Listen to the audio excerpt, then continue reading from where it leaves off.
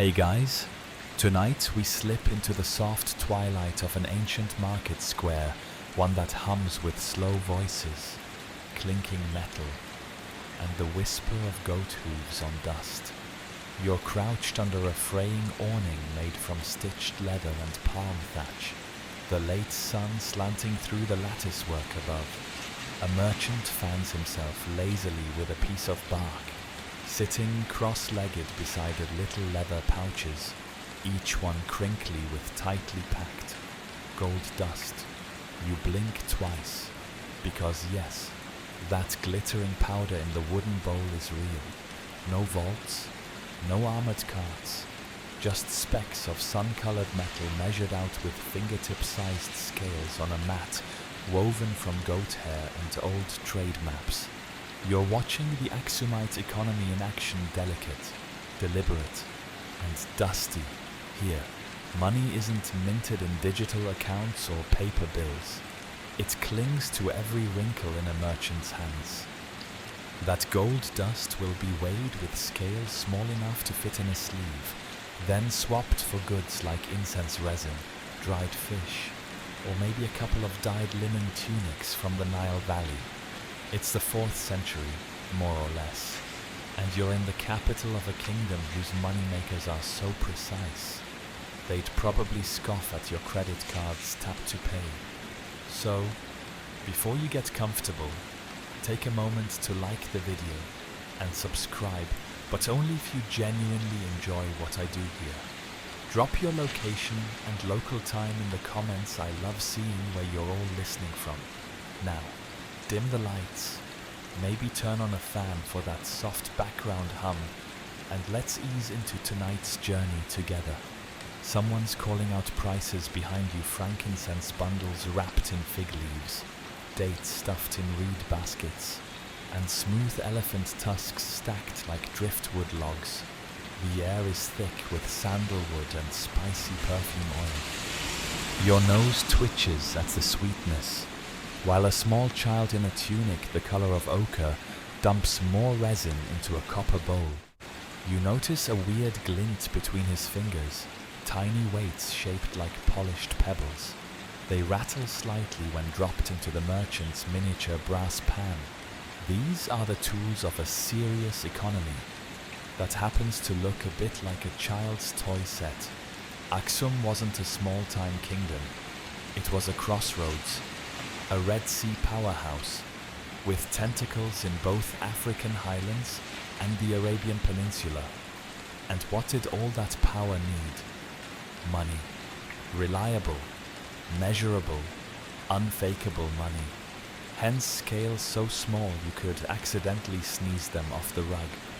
The main weight standard, grams, weren't a thing yet, so they used locally calibrated bronze or lead weights, some etched with Greek letters, others shaped like cowries, birds, or even tiny lions.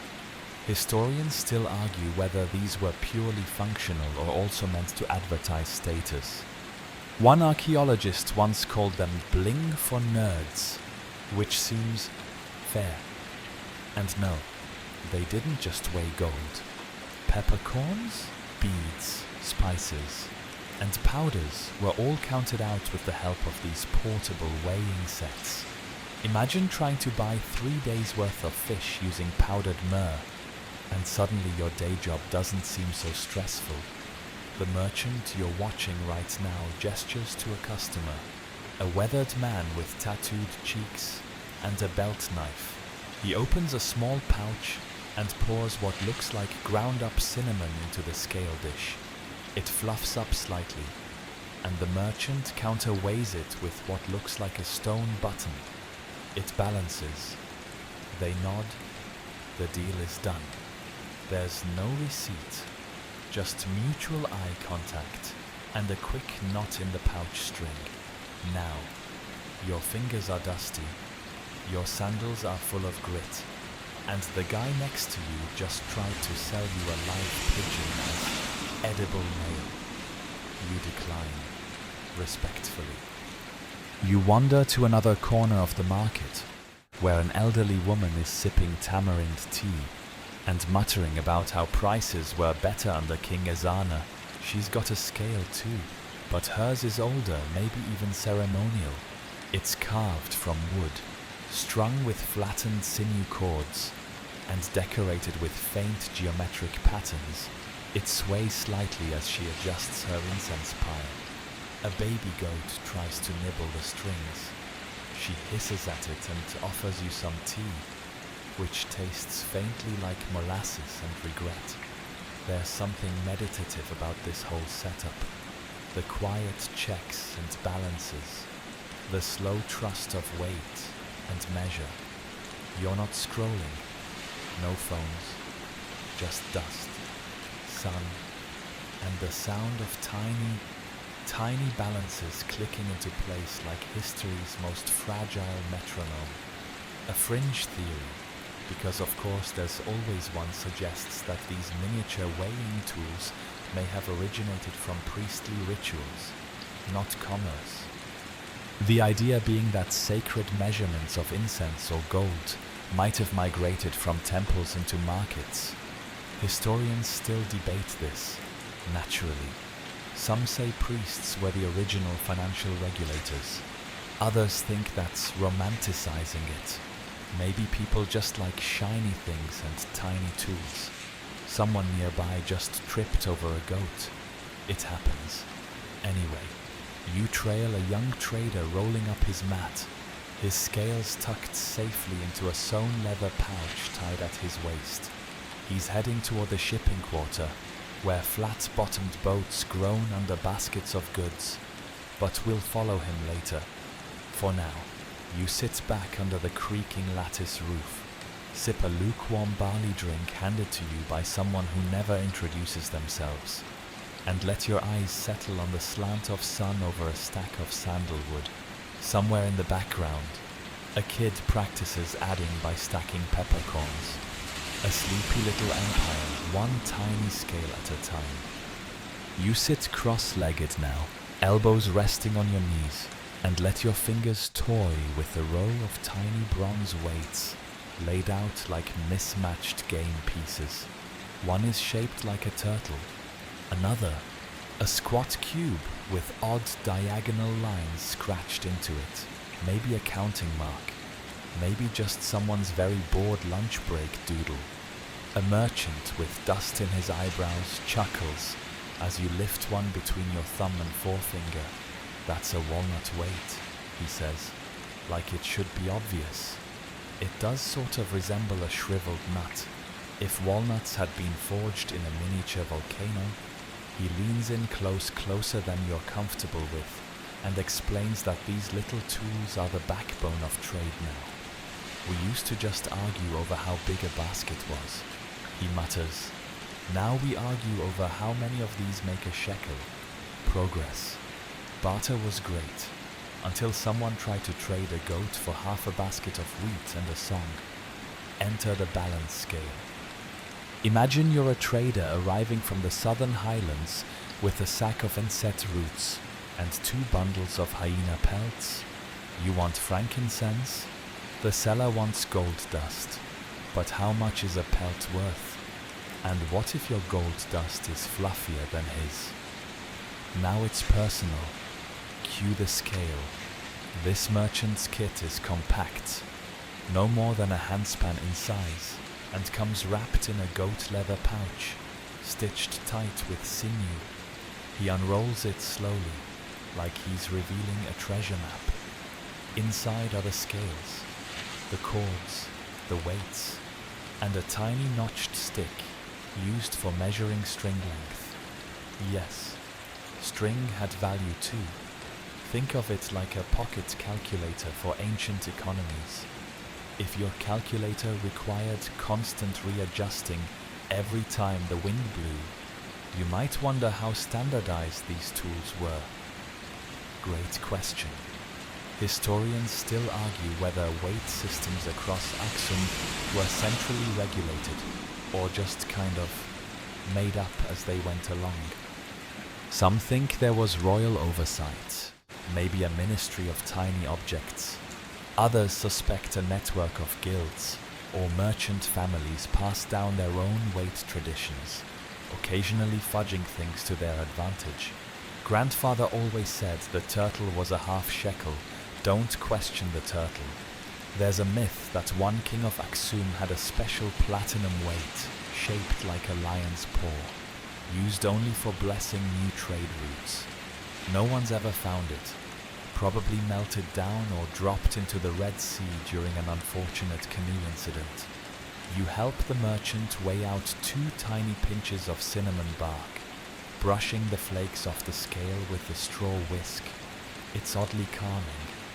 No sudden moves. No rushing. The process insists you slow down, be precise, and maybe think about your life choices.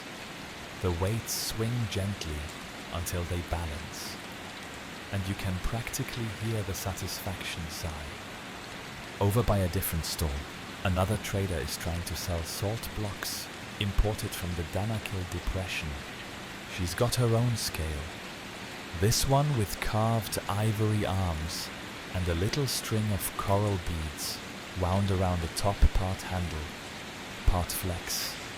She winks at you, probably because you look like a customer with too many questions and not enough small change. And here's where things get interesting. Not all scales were made equal. Literally. Some were biased. A little extra weight baked into the merchant's side, or a counterweight that looked right but had a hollow core. Fraud wasn't invented by crypto bros. It's been around since the first human asked how much, and the second human replied more. To counter this, markets sometimes had calibration stones, overseen by a neutral elder or temple official. You bring your scale, weigh it against the sacred stone, and get a lecture if your turtle is lying. Of course, if the official is your cousin, well, we'll call that ancient networking. Your merchant finishes a sale and starts packing up. He shows you how his weights fit into a long wooden slot box, each with its own groove. It's strangely satisfying, like ancient Tetris. He tells you he once lost a whole day's trade because he dropped his turtle weight into a cooking pot. It smelled like roast goat for weeks. Before you can ask what he means by pepper tax, a teenager comes running with a pouch and a serious look. They've got Roman amphorae at the port. He pants. The merchant groans. More broken pottery. He says, "We'll weigh it anyway." You follow them through narrow alleys where donkeys nap beside walls smeared with ancient advertisements in faded Gair's script. "Sweet beer, 2 beads a jar," says one. A kid is using it for target practice with a date pit. At the edge of the market, traders are gathered around crates stamped with foreign letters, Greek, maybe Latin. You peek inside. It's wine, or it was wine. Most of it's now vinegar. Aksum imported luxuries, but they didn't always travel well. Still, someone's weighing the cargo piece by piece, calculating value in broken jars, faded labels, and hope. The merchant mutters that it's easier to weigh dreams than Roman exports. You nod. He hands you a tiny scale from his pouch. "Keep it," he says. You ask too many questions not to own one, so you tuck it into your belt. A palm-sized thing, brass arms, silk cord, 2 shallow pans, and the faint scent of cinnamon and sweat, your first tool of ancient capitalism. Don't drop it. You wake the next morning to the snort of a camel and the distant clang of metal on stone. The market has quieted, but the caravan quarter is alive with a different kind of rhythm. The creak of carts, the bray of donkeys, and the soft grunt of men lifting, loading, and most interestingly counting. You trail behind a long line of pack animals as they weave through the gate and into the receiving yard. each one draped in bundles secured with woven ropes and dried vines. The sun hasn't quite broken the horizon, but the dust is already thick enough to chew. You're not here for the animals, you're here for the ivory and incense, and how it's all accounted for with the tiniest tools imaginable. A bearded overseer in a faded red tunic gestures for the next load to be unpacked. You crouch beside a worker who unties a bale of what looks like bundled sticks, but then the smell hits you. Not sticks, frankincense, a mountain of it. The little nodules are pale gold, slightly translucent, and sticky to the touch, like tree sap pretending to be candy. Each bundle is weighed using a wide ceramic dish and a familiar-looking balance scale. You watch as the overseer flicks away a stray goat hair and starts adding counterweights with the confidence of someone who's probably done this 1,000 times. 6 bundles, 3 full, he says, jotting something down on a palm leaf strip coated with soot-blackened resin. His writing tool, a stylus made from a carved porcupine quill. You don't ask where he got it. Ivory tusks come next. They clatter as they hit the stone floor, thick and heavy, their curved forms catching the dawn light in a way that feels excessive. Each tusk is marked with a splash of red pigment, probably to track the trader or source. A scribe records the weight and description on a narrow scroll that smells faintly of goatskin and mold. The numbers are scratched in Ge'ez, the Aksumite script, but the formatting feels oddly familiar, like a spreadsheet written by someone who prefers calligraphy. Ivory, frankincense, myrrh, tortoiseshell, dried rhino skin, bundles of cinnamon bark, all of it comes through here. And it all has to be weighed. Nothing moves without being measured. It's bureaucracy in sandals. And yet, it's not chaotic. There's a weird calm in the repetition. Add a tusk, counterweight it, scribble a note, tie a tag, rinse, repeat. You get the feeling this yard has looked exactly the same for generations. Right down to the parrot squawking obscenities from its perch on a lintel beam. Historians still argue whether Aksum developed its accounting methods independently or borrowed heavily from Egyptian, South Arabian, or even Greco-Roman practices. Some scholars point to the Ge'ez script's Semitic roots and suggest a paper trail of influence stretching back to Ugarit or Byblos. Others argue Aksum was its own innovation engine. Where else do you find accounting and religion sharing the same scales? You wander to the edge of the yard and spot something different. A young woman sitting cross-legged, balancing a scale with one hand while tallying beads on a palm string abacus with the other. Her math is effortless, smooth as oil. When a man tries to argue about the weight of his shipment, she barely looks up. She just adds a red stone to the top of her abacus line. He shuts up. You try to guess her calculations. She's converting ivory weight into coin value, then subtracting the caravan's toll fees, and finally converting it into incense equivalents. Your brain quietly screams and curls up under a rug, and there's more. Off to the side, a crate of dried fish is being weighed not for sale, but as part of a barter credit. Apparently, one of the incense traders ran low on coin and offered protein instead. The scribe nods. It's a fair trade. Fish is perishable. Frankincense isn't. Balance achieved. A fringe theory insists that some Aksumite traders used scented scales infused with oils like lavender or cardamom to mask the stench of certain traded goods. No physical proof has turned up yet, but you do smell something suspiciously floral near one elderly scribe. Could just be his beard oil. could be ancient aromatherapy capitalism. You spot a curious stone slab leaning against a wall. It's carved with a mix of trade symbols and numbers, almost like a visual invoice. No letters, just pictures. A tusk, a scale, a sack, a line of 3 dots. Pictographic shorthand for someone who either couldn't read or didn't care to. It feels like a prehistoric infographic, and it's kind of charming. You hear a commotion near the exit gate. 2 traders are arguing over a cracked jar. One claims it was broken before delivery. The other insists it happened en route. The scale is brought out. The weight of the remaining oil is measured. A compromise is struck. No yelling, no punches. Just subtraction. You marvel at how much peace these little tools provide. You step away from the dust and noise to sip some fermented sorghum beer from a leaf-wrapped cup. It's lukewarm, a little sour, but surprisingly refreshing.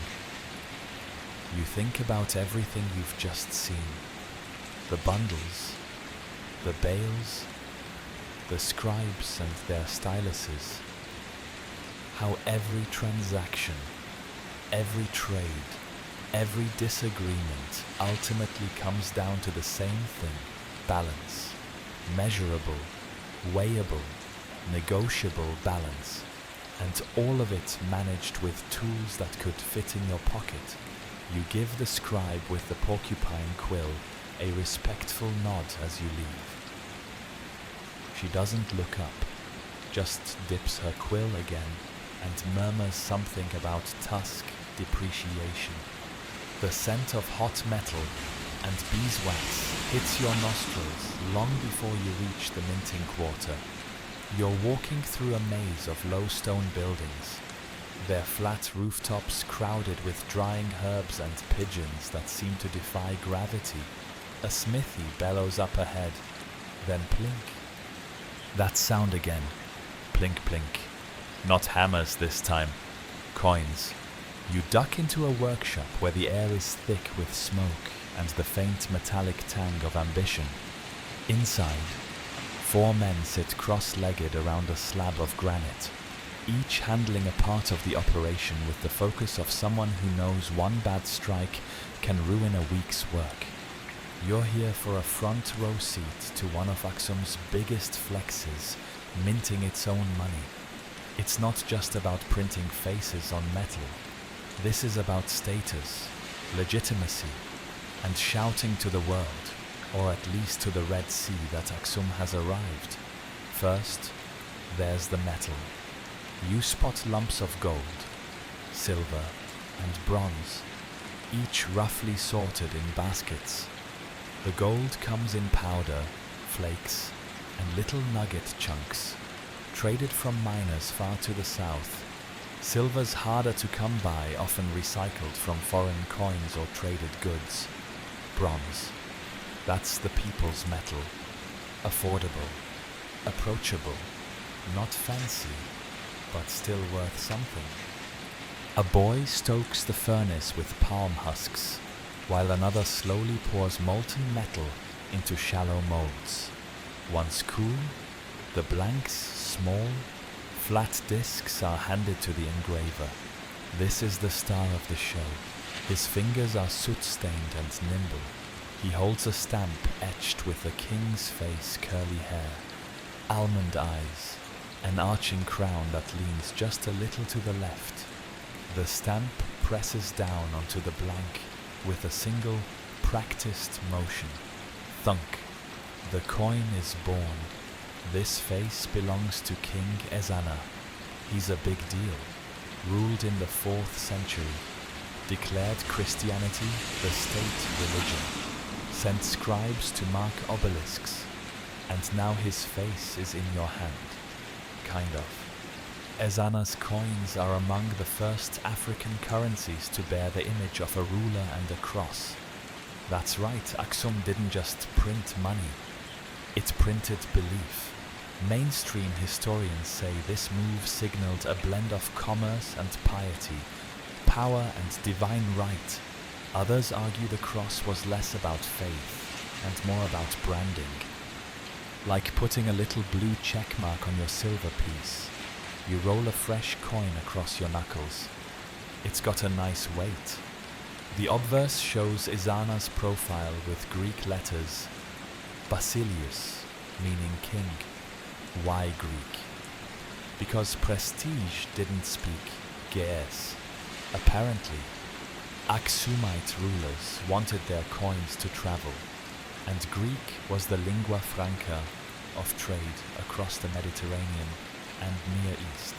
Printing coins in Greek was like saying, yes, we're classy. Now please accept this in exchange for wine and spices. Historians still debate whether the use of Greek reflected Aksum's trade priorities, or simply its desire to be taken seriously by Rome and Byzantium. Some think it was a diplomatic flex. Others think it was a convenient way to avoid printing a new typeface every dynasty. And then there's the curious case of the coin weights. They weren't always consistent. Early coins were thick and heavy, but over time, you see them slim down, stretching value like too thin pancake batter. Was it inflation? Economic strain? A royal strategy? No one agrees. Fringe theories suggest a royal scandal involving mismeasured scales and falsified molds, but that might just be the ancient equivalent of gossip blogs. You peek into a side room where coins are sorted. A woman is inspecting each piece for clarity and edge smoothness. Some coins are rejected and melted down. Others are stacked into neat rows and wrapped in leather pouches for delivery to governors, tax collectors, and foreign diplomats. Nothing says nice doing business like a bag of heads. You overhear two smiths arguing about whether to include the cross on the next minting batch. One shrugs. Depends on the shipment. Arabia wants gold. Rome wants Jesus. You snort, laugh through your nose. They're not wrong. The process is mesmerizing. Pour, cool, stamp, stack, repeat. A rhythm like a heartbeat for a kingdom that measures its power in shiny, round proof. Outside, a tax agent is lecturing a group of couriers on how to store coins properly. No wet bags, no coin rubbing, no bite testing unless you're royalty. He hands one of them a warning scroll in case they forget again. You don't ask what happens if they do. By now your clothes smell faintly of soot, sweat, and freshly minted legitimacy. You step back into the sun and look at the small coin in your palm. It reflects the sky in its uneven surface. You flip it over a stylized ear of grain, symbol of prosperity. Or, you suspect, wishful thinking during drought season. Aksumite coins weren't just for trade. They were tools of propaganda. They traveled farther than the king himself, clinking through bazaars in Yemen, dropping into merchant purses in Nubia, maybe even catching the attention of some confused Roman official trying to identify the curly-haired monarch with a cross. And just like that, your tiny brass scale suddenly feels like part of something much bigger. You tuck the coin into your pouch, next to your miniature weights and the cinnamon-dusted string. Somewhere, deep in the mint's furnace, another batch is already cooling. You've barely left the mint when your ears catch the soft scratching of stylus on parchment. In a shaded alcove just down the street, a scribe is hunched over a slab of wood, copying letters onto the smooth surface of a folded scroll. He doesn't look up as you approach, and you get the feeling he's been doing this for years, maybe decades. His writing isn't in Gair, the local language. It's in Greek. Again, you clear your throat. He finally glances your way, then nods to a low stool nearby. Coins need to speak to everyone, he mumbles, eyes flicking back to the scroll, even the ones who'll never set foot in Aksum. You sit and watch as he dips his stylus into a small dish of ink made from soot and tamarind. The letters curl and loop across the page like vines. He's transcribing minting records, weight averages, purity assessments, quantities struck per day, and the names of officials overseeing the process. One name repeats, often Manelek, overseer of dyes. You silently hope Manelek gets a raise. So why Greek? The scribe shrugs. Because Romans won't read Ge'ez, and Ge'ez won't impress Byzantines. His sarcasm is dry as desert salt. Coins may have been minted in Aksum, but they were meant to be understood everywhere. You flip through a stack of coins he's been referencing, noticing how the designs evolve over time. Early ones bear pagan symbols, suns, moons, barley stalks. Later ones adopt the Christian cross, some subtle, others as bold as a banner. One particularly showy coin has the king's face on both sides, as if to say, who else would you want to see? Twice. The use of Greek inscriptions was strategic. Historians believe Aksum sought to align itself with the elite trading civilizations of the day. Greek was the currency of diplomacy, education, and international flair. Using it meant you were playing in the big leagues, even if your capital city was several dusty miles from the nearest ocean breeze. Still, the scribes didn't abandon Ge'ez entirely. On ceremonial coins and religious tablets, the native script is proudly carved. There's a certain flair to it, angular, rhythmic, unmistakably Aksumite. You run your fingers across one inscription.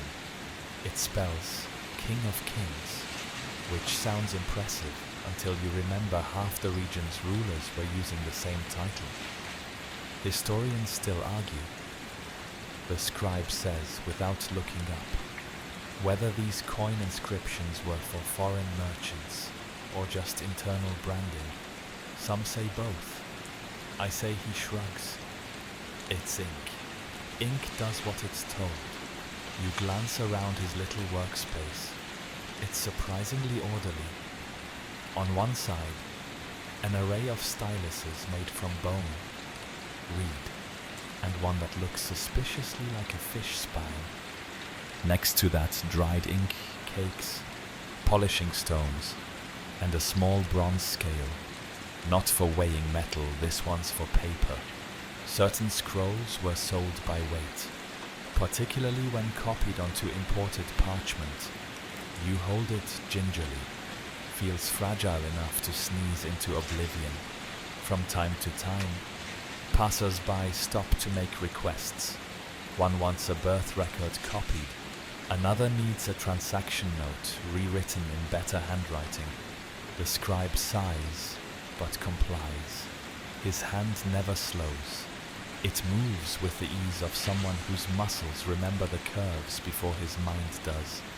You lean back, letting your eyes wander to a set of hanging plaques, displaying phrases in both Greek and Ge, King Izana, vanquisher of Nubia, mint of the Highland Lions.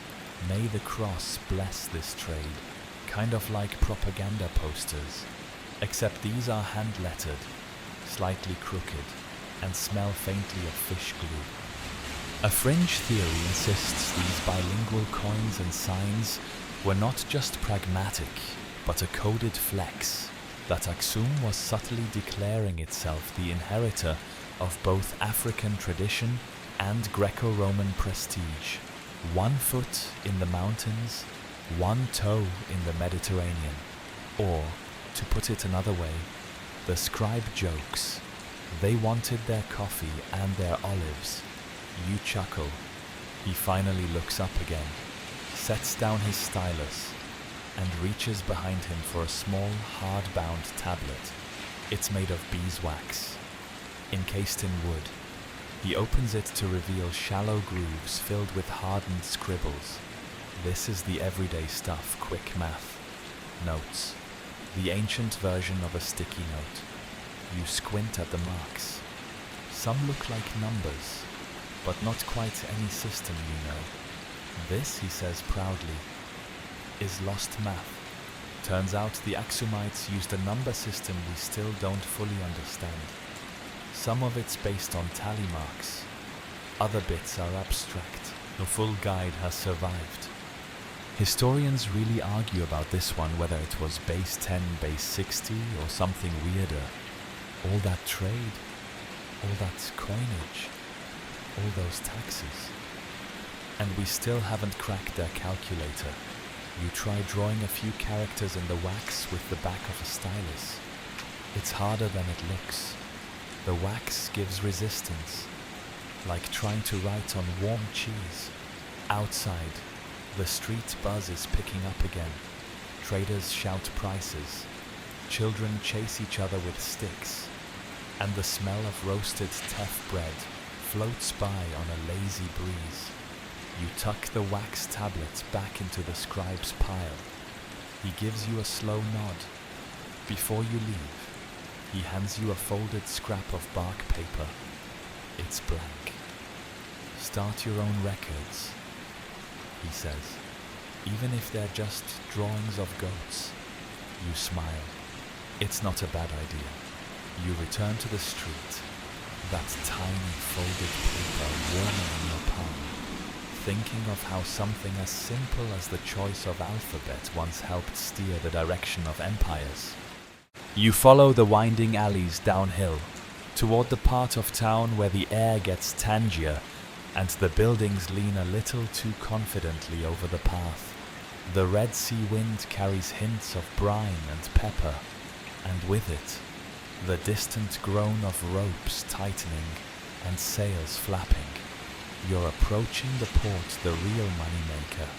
And if the city is the brain of Aksum's trade network, this harbour is definitely the stomach. Stone walls give way to open platforms stacked with amphorae, baskets, crates, and more donkeys than any one kingdom should reasonably possess. But what catches your eye isn't the chaos. It's the tiny, serious men in thick tunics perched on crates with tiny, serious scales. You blink, then squint. Yep, they're toll collectors, armed not with swords, but with hand-sized balances. You drift closer, careful not to trip over a coiled anchor rope, and watch the process. A merchant from Himyar, judging by the stitched crescent on his sleeve, stands before one tollman with a scroll in one hand and a nervous expression in the other. His ship has just unloaded several jars of sesame oil, a crate of coral beads, and 2 suspiciously noisy cages, maybe birds, hopefully not monkeys. The toll collector barely reacts. Instead, he sets his scale on a plank bench and begins pulling out counterweights. Not coins' weights. Little bronze bits shaped like discs. Some square, a few that honestly look like they belong in a board game. You're starting to realize this isn't just trade, it's performance art. He weighs a pouch of spices, then a wrapped bundle of cotton, then gestures toward the crate of beads. Taxed by unit and weight, he mutters, because you look like someone who would lie about beads. Apparently, everyone pays to enter and exit the port. Imports are measured. Exports are double measured. If you're just passing through with nothing to trade, you still pay a docking fee. It's like the world's oldest subscription model, but with goats and ginger root. Aksum controlled a crucial bottleneck of the Red Sea trade route, and its toll system was both feared and admired. Historians still argue whether the tolls were standardized or set ad hoc by local governors. Some inscriptions suggest a formal tax code. Others imply it was more like whatever the man with the scale says. Still, the fees weren't arbitrary. Goods that spoiled easily were taxed less.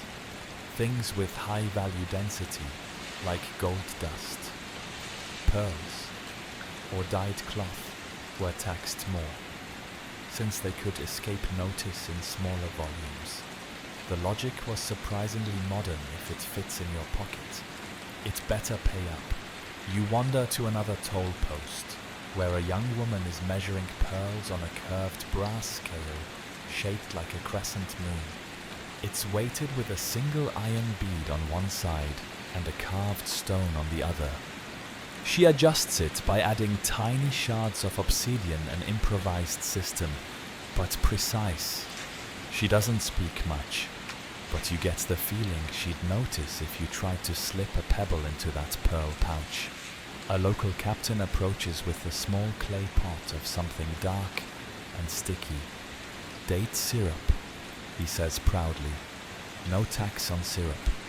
The toll woman raises an eyebrow and scoops a dollop into a shallow bowl.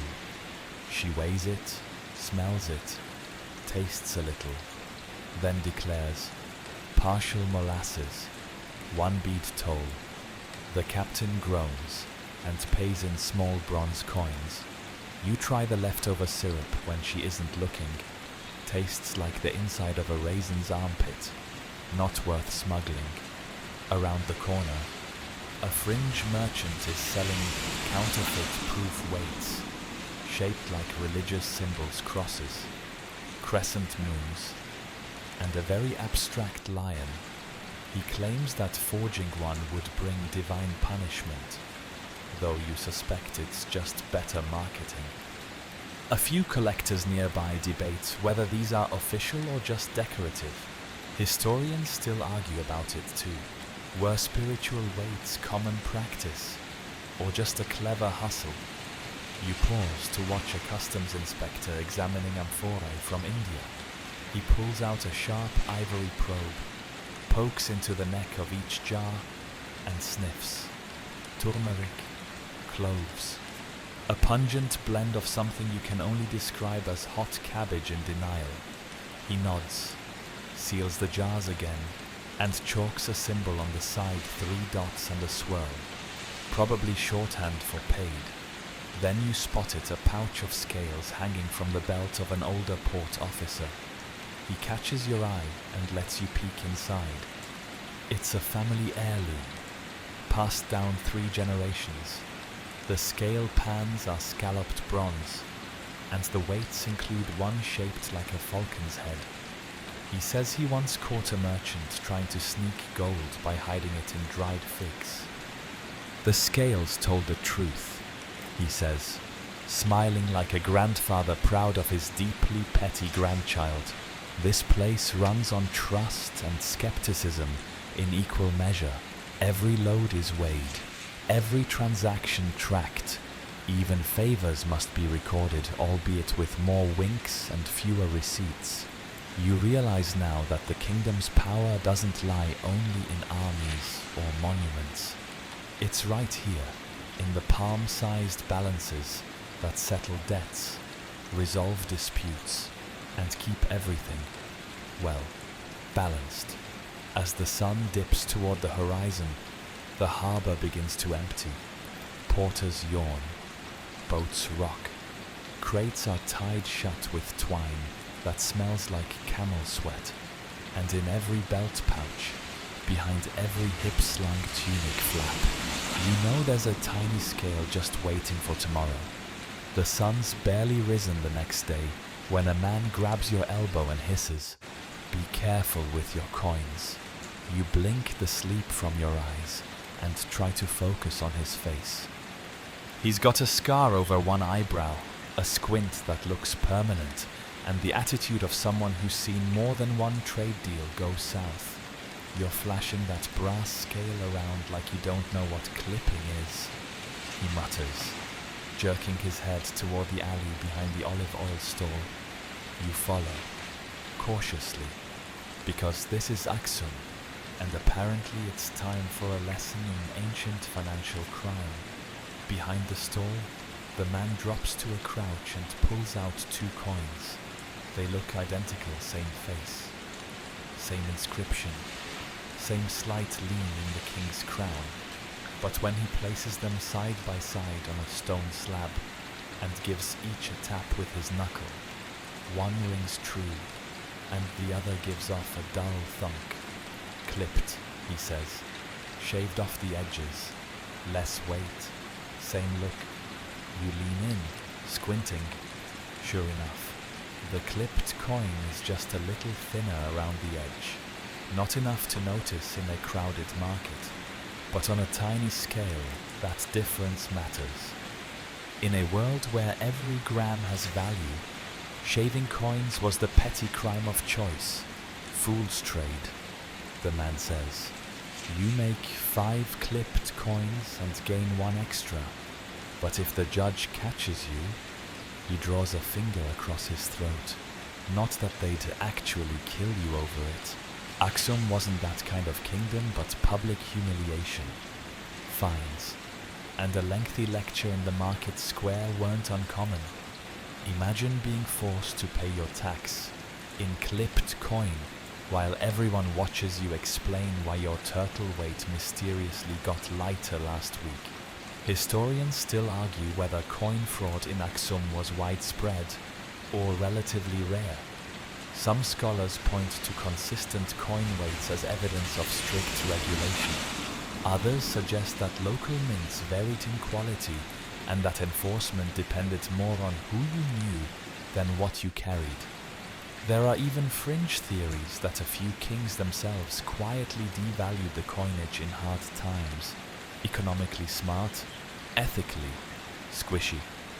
You step back onto the main road, now hyper-aware of every clink in your pouch.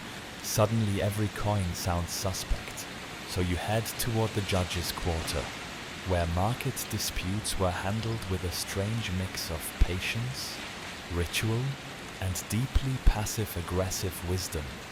In a small stone plaza framed by carved pillars, you find a session in progress.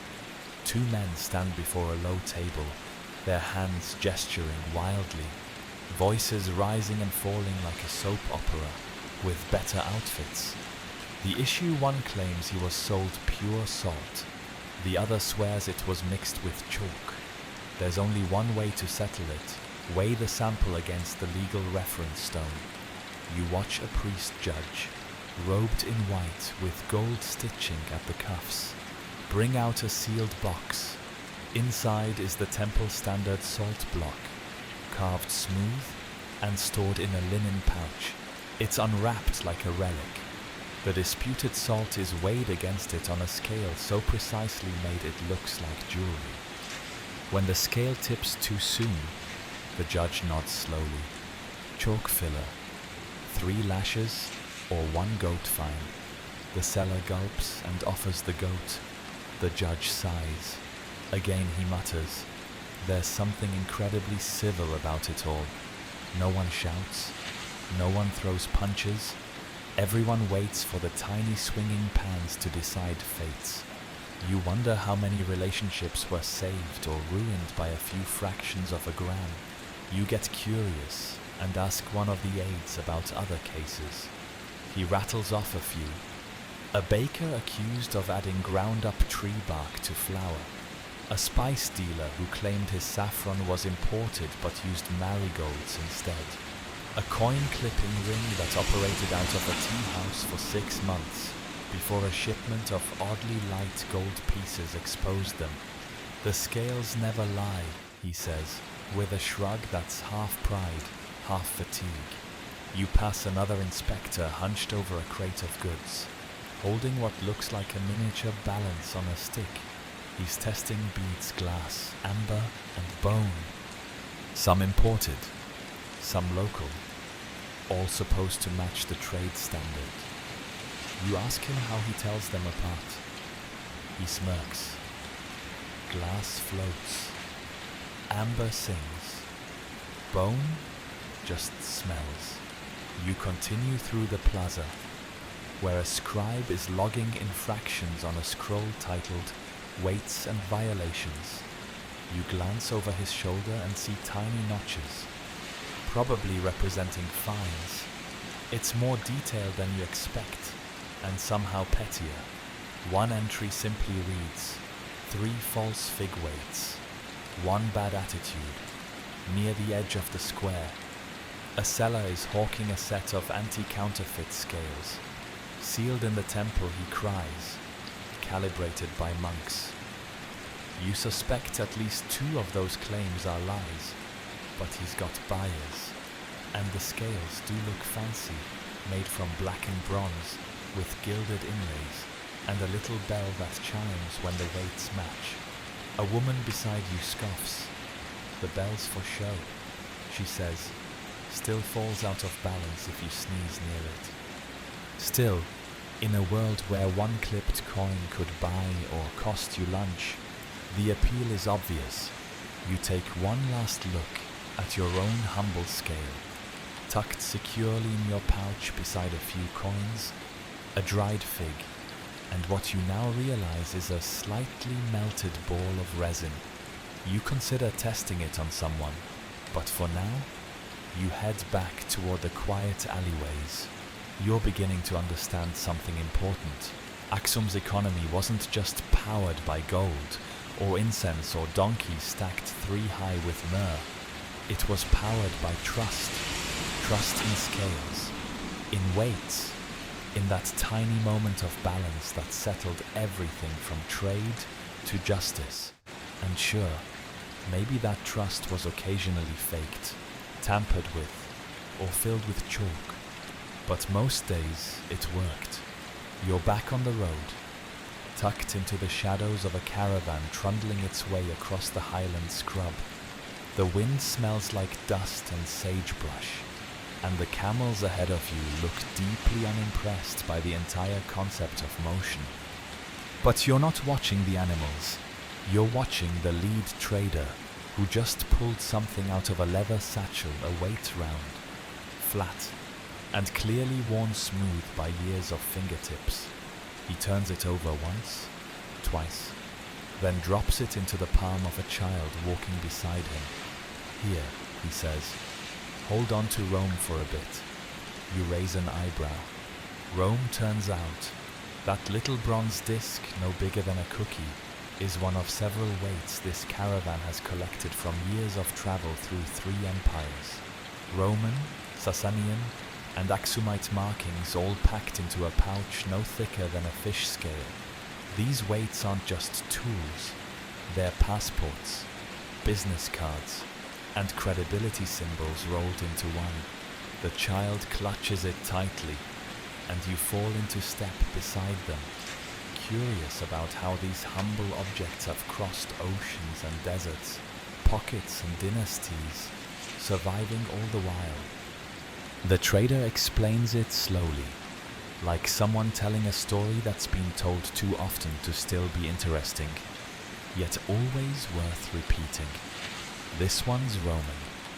Got it in Bereniki. He taps the round one. Used it to trade ivory. They trusted this weight more than anything I said. He pulls out another. This one's Persian. A bit heavy for its marking.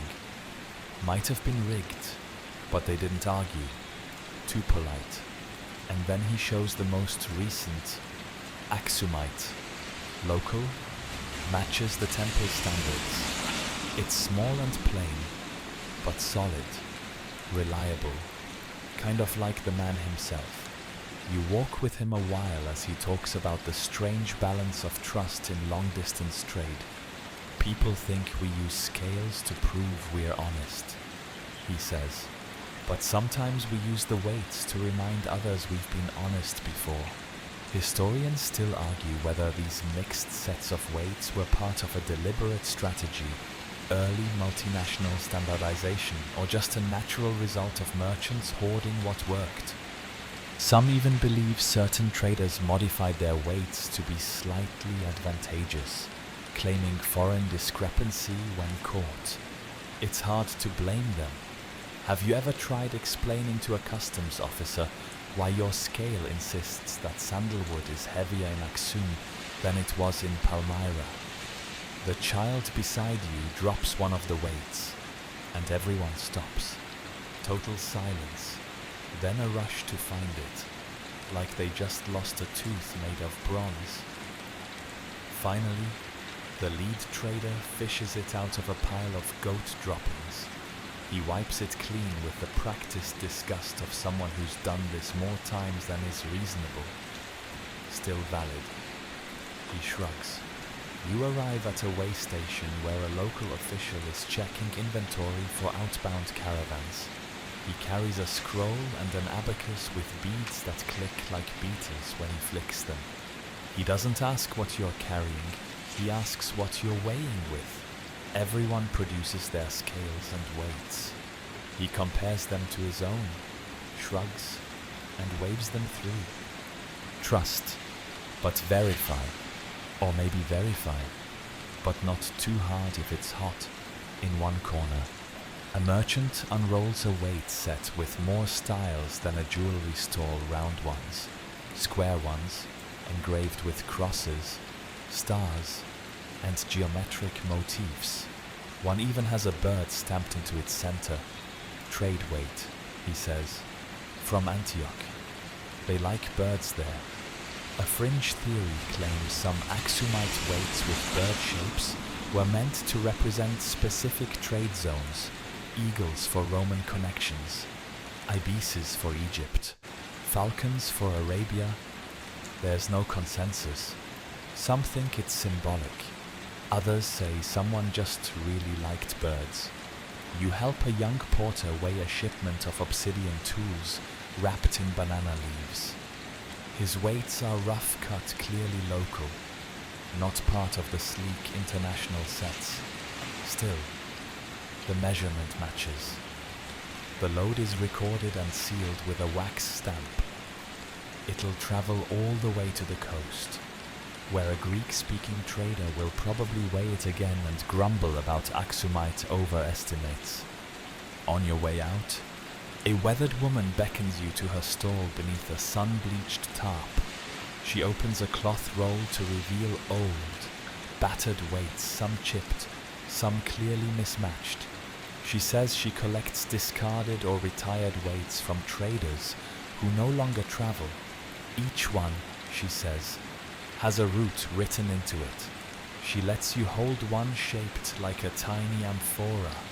You swear you can feel the grooves worn into its side from where someone rubbed it during negotiation, maybe nervously, maybe habitually. It weighs almost nothing, but it feels like history. As you leave, she hands you a small disc carved with a star and says, "This one doesn't balance anything anymore, but it remembers how to." You nod, not entirely sure what that means, but tuck it into your pouch anyway. That night, you make camp under a scrubby acacia, your scale beside you, your pouch of mixed weights resting like a tiny, heavy journal. The fire crackles, camels snort, and the wind that brushes your face feels the same as it did to traders 1,000 years ago, slightly impatient, always moving forward. You close your eyes and imagine each weight in your pouch as a conversation still echoing, soft and small, between distant worlds. The morning begins with smoke, not fire smoke, but something sweeter, richer. You sit up from your makeshift mat under a fig tree and sniff the breeze. Frankincense, sharp, citrusy, and a little woody, like burning a lemon peel in a cedar box. You're close to a shrine now, one of the many hilltop places where traders, pilgrims, and highland locals all converge, not just for prayer, but for a little bit of accounting too. You hike the last slope as dew clings to your sandals, and there it is, a low-walled structure wrapped in faded linen banners, stone altars blackened with soot, and a priest in white robes already busy with a scale. Yes, even here, he doesn't weigh things, thank goodness. He's weighing donations, little sacks of frankincense, bundles of cloves, even carved beads, each offered by someone kneeling in prayer. You watch as he tips a small brass balance, adjusting it with the tiniest of metal flowers, which turn out to be his temple's official counterweights. The frankincense, it seems, has its own spiritual exchange rate. A woman ahead of you offers a satchel of resin. It smells so strong your eyes water. The priest opens a ledger, wooden, with a wax inlay, and records the donation not in numbers, but symbols: a circle, a crescent, and 3 dots. You ask what it means. He smiles. Enough for a month of smoke, and a thank you to the ancestors. You sit beside a young man who's counting his trade beads nervously. He plans to donate a portion of his cargo, hoping it brings luck for the rest of the caravan route. You wonder aloud if the priests track these values for accounting or just for tradition. Historians still argue, he says with a grin, whether the temple donations were taxed or just very well encouraged. He leans closer and whispers that the frankincense index, that's what traders call it, isn't just myth. Every shrine, apparently, has an internal sense of how much a bundle of resin is worth. And yes, they adjust it with the seasons. In times of war or drought, the index shifts. What earned a blessing last year might only get you a lukewarm chant this time. You laugh, a little nervously. Imagine your spiritual standing being devalued because the resin market crashed. But it makes sense, value is value, whether it's in a warehouse or an incense bowl behind the altar. You spot a stack of flat stones, each marked with shallow carvings. At first you assume they're gravestones, but the priest corrects you, they're weights. Sacred ones, calibrated, blessed, and stored with care. Some are rumored to date back centuries. They're rarely touched, except to verify other scales, or during the equinox, when every shrine rechecks its standards. Balance matters, the priest says, in the world and beyond it. A fringe theory says that these temple weights were part of a continent-wide calibration effort that shrines from Aksum to Kush to South Arabia secretly coordinated their weights through annual exchanges.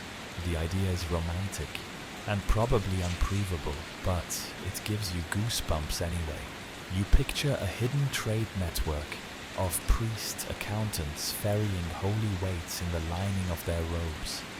As more worshippers arrive, the mood shifts from quiet reverence to something resembling market chatter.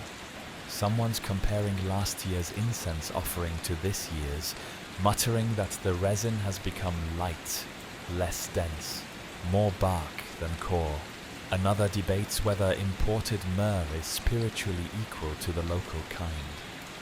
The priest just smiles and keeps recording, his balance scale rocking gently with each new pouch. You spot one donation that stands out, a carved ivory ring, placed not in the weighing pan, but on the altar itself. The priest doesn't measure it, just marks a small X in his ledger and gives a silent nod. Not all value fits on a scale. Apparently, when the ritual burning begins, the shrine fills with white smoke. It curls around your face and catches in your hair. The air gets thicker, softer. Someone starts humming a tune with no words, and the scale pans still sway slightly, even though no one touches them anymore. You think about how strange it is that Aksum's entire economy, robust, global, serious, still folds gently into places like this. Places where gold doesn't clink, but smolders. Where donations are weighed not just for their market worth, but their heart behind the pouch. And somehow, it still balances. As the smoke rises and the sun breaks over the hills, you leave the shrine with resin still clinging to your robe. In your pocket, your own little brass scale feels warmer, like it remembers the frankincense too. You glance back once more. The priest is still there, weighing, recording, smiling, and the balance still perfect. The sun is directly overhead now, cooking the dust into a smell like baked clay and tired feet. You're back at the harbor, but this time you're not here to watch toll collectors or haggle over clipped coins. No, you're about to board something ancient, enormous, and, let's be honest, kind of terrifying. A sewn plank ship. Yes, sewn. Not nailed. Not glued. Literally stitched together with thick ropes threaded through holes in giant wooden planks. Like the seafaring version of Grandma's embroidery. You stand at the dock, squinting up at a vessel that looks like it's been held together by stubbornness and prayer, but it floats. And it's about to carry crates of obsidian and sacks of dried dates across the Red Sea. Before you board, a sailor hands you a cloth-wrapped bundle. It's not food or a life vest, it's a pouch of weighing scales. You look at him, confused. They won't trust what's already weighed on land, he says. You weigh it again on board. Everyone does. You climb the ramp and step onto the gently creaking deck. The sail flutters like a lazy flag, and the ropes smell like wet camel. You find your way to a shady corner and unwrap the pouch. Inside a delicate brass scale, 2 tiny pans, and a selection of stone and metal weights, each with a different merchant's mark scratched into the side. It's like carrying the signatures of everyone who's ever trusted you not to cheat them. Once the crew finishes loading, the real action begins. A circle of traders gathers near the center mast, each balancing their scale on a piece of folded cloth or, in one case, a tortoise shell. The obsidian is heavy, packed tight in baskets lined with palm fronds. Each trader verifies their batch weight. Then comes the spice trader, her sacks rustle and rattle like a nest of angry snakes. Dried ginger, powdered turmeric, maybe a little long pepper if she's lucky. One by one, the traders weigh out samples, not to sell, just to make sure their goods weren't lightened during loading. Apparently, ship crews have been known to skim. A handful of spice here, a couple of obsidian chunks there. Shrinkage. Someone mutters, and everyone groans. You peek over the shoulder of a bearded man with a scale shaped like a bird. His weights are polished smooth, worn from use, and arranged with obsessive precision.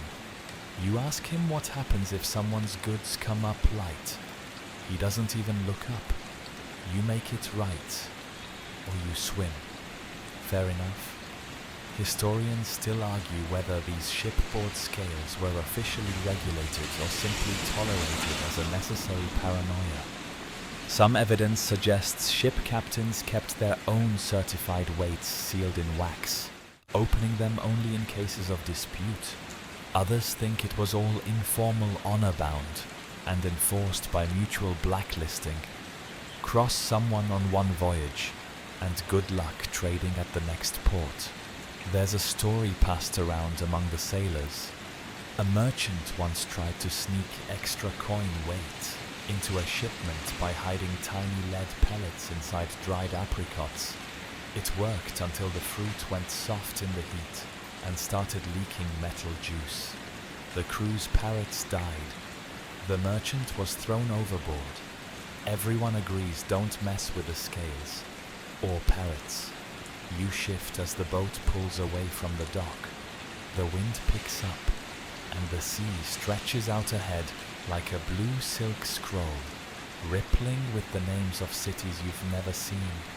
Adulis, Musa, Berenike, even, if you're feeling ambitious, Baruch in India.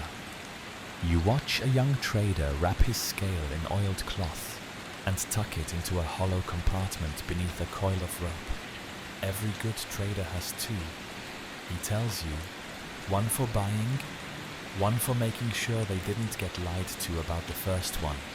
He tells you that obsidian has to be weighed by volume sometimes, not mass, because it chips. If someone breaks a chunk in transport and repacks it, the weight changes, so they weigh it once, measure the dimensions, then do the math. Bad math, he shrugs. But math? Below deck, you're led to the cargo hold, where the goods are stacked in tidy chaos crates of beeswax, sacks of millet, baskets of cotton. You spot a box of resin marked with tally scratches. Beside it, a scribbled note that looks like 17 shekels, minus worm loss. You don't ask what that means.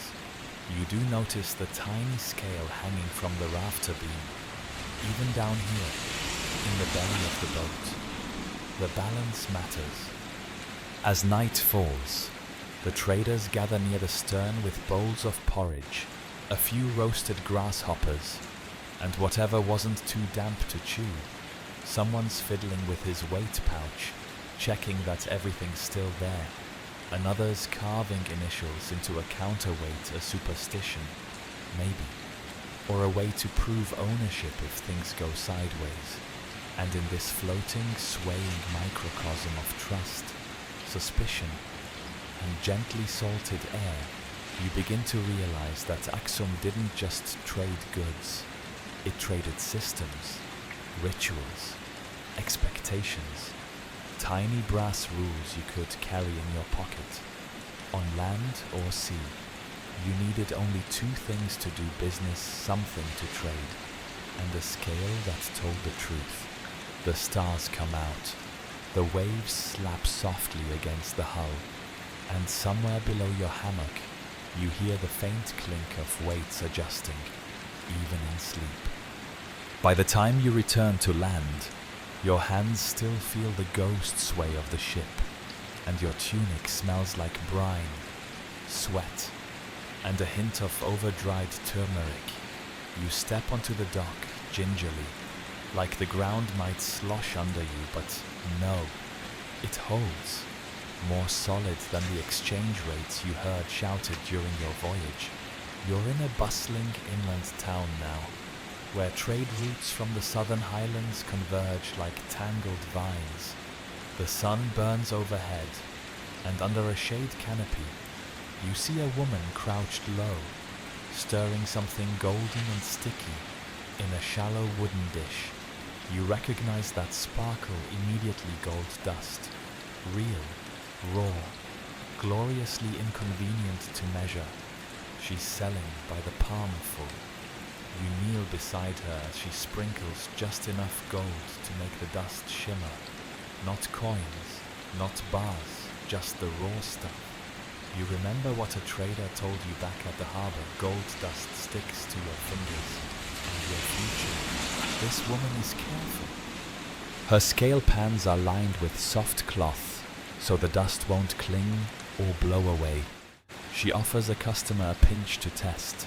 He rubs it between his fingers, sniffs it, nods, deal.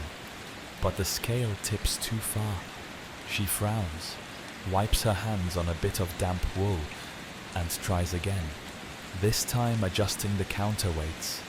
You watch her every move precise, practiced, ritualistic. Each weight is more than just metal. One's shaped like a crescent moon. Another has 3 dots scratched into its side. She sees you looking. This one's a 1/4 shekel. She says, if it doesn't stick to your skin, It's fake. You laugh. She doesn't. Apparently, that's a very real problem. Gold dust was tricky. It weighed little, but it was valuable. A puff of wind, an accidental sneeze, even a sneeze-shaped lie, and suddenly someone's short half a bracelet. So traders developed rituals to guard against loss. The cloth-lined pans, the damp fingertips, the whispered curses at the wind. One fringe belief says certain traders smeared a layer of honey on their palms to test for purity if the gold didn't cling. It was mixed with sand. You decide not to test that yourself. Nearby, a group of tax collectors is gathering around a covered table. They're weighing tributes paid in raw gold collected from the surrounding regions and brought here by reluctant village heads. You spot a weight shaped like a lion's paw, the same rumored to have been used by royalty. The collector handling it does so reverently, like he's afraid it might bite. Historians still debate whether these symbolic weights pause. Moons? Carved animal heads had standardized values, or if they were just ceremonial. Some think they functioned like seals of approval, signaling that the transaction was witnessed or protected by the crown. Others argue they were just over-decorated and expensive ways to feel fancy. At the far end of the square, a man is trying to sell Highland-certified gold dust, scooping it from a carved gourd. Weighed by elders, he cries, "Blessed scales." You're pretty sure at least one of those claims is embroidered. You watch as a buyer tests a sample with a hand scale, the kind that fits in your palm and folds shut like a crab's claw. The dust sparkles. The balance tips. It's good. But the buyer pauses. He pinches a bit of the dust and sniffs again. Smells like ghee, he mutters. The seller shrugs too fast. You step a little closer and realize the trick: the dust was coated in fat to make it clump more, appear heavier. It's a common scam old as trade itself. You quietly back away, not wanting to get caught in the argument that's about to erupt. The last thing you want is to be part of a butter-coated gold brawl. Instead, you head toward a quiet street where a goldsmith is hammering leaf-thin sheets into bracelets. His workshop smells like fire, metal, and ash.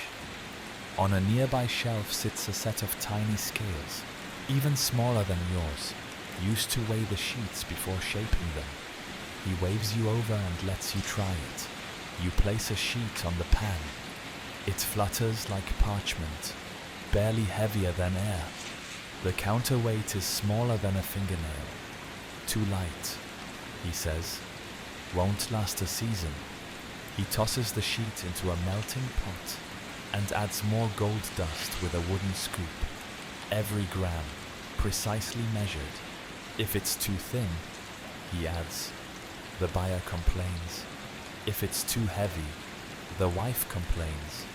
You leave him to his math and make your way back into the midday heat. At the edge of the square, you see a young girl selling balance scales, not fancy ones.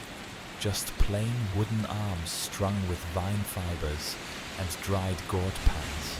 For beginners, she says. You buy one. She smiles shyly, then offers a bonus, a tiny weight shaped like a pomegranate seed.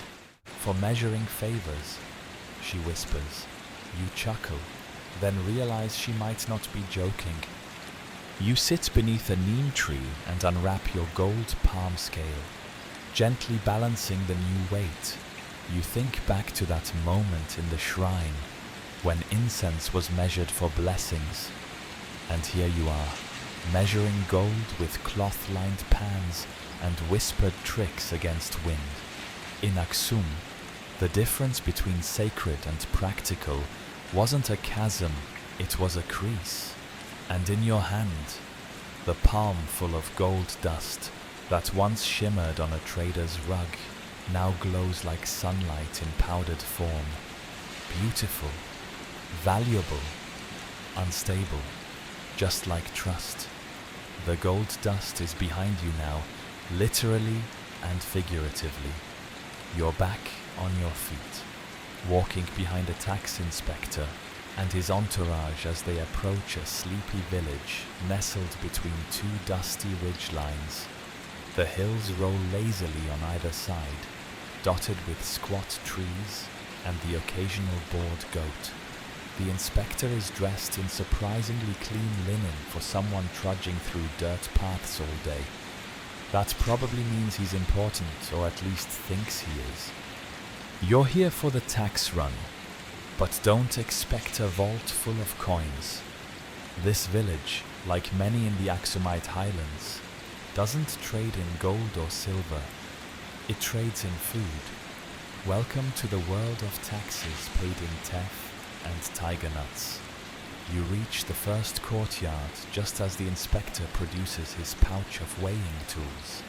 His assistant unrolls a woven mat and lays out the gear like a surgeon preparing for an operation, a well-worn brass scale, 3 small counterweights, and a curious flat stone slab etched with faint marks. A woman steps forward with a sack of grain teff, you guess, from the earthy smell and the way it sifts like sand between her fingers.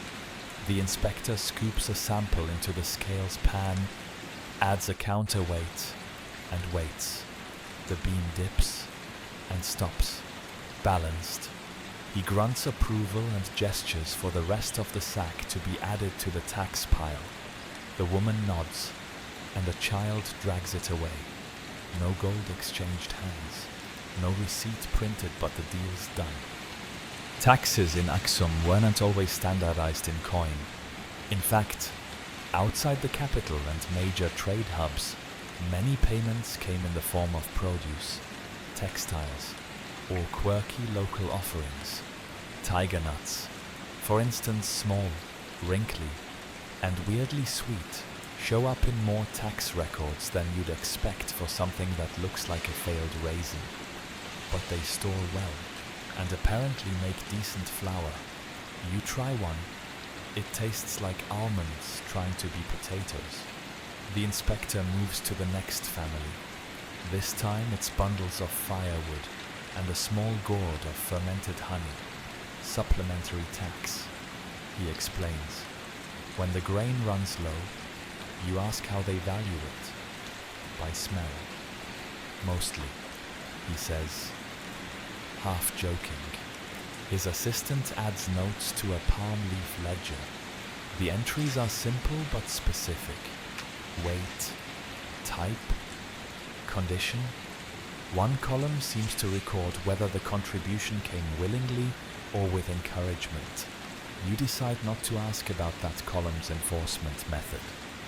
Historians still debate whether these non-monetary tax systems were officially sanctioned or just improvised by local governors. Some argue that tax collectors had immense freedom in rural zones, accepting whatever the land produced that year. Others suggest that the system was far more codified, with expected tribute amounts dictated by imperial edicts, most of which haven't survived. Maybe the rules were flexible, maybe they were just ignored. At the far edge of the village, a group of elders present their taxes in a woven reed basket, dried fish, preserved in salt and wrapped in banana leaves. You blink. This village is nowhere near the coast. The inspector looks surprised too. A gift from cousins in Adulis, one elder says proudly. You imagine the journey those fish took: boat, camel, donkey, foot, and suddenly they seem like a luxury offering. The inspector weighs them, sniffs a sample, nods solemnly. The fish pass.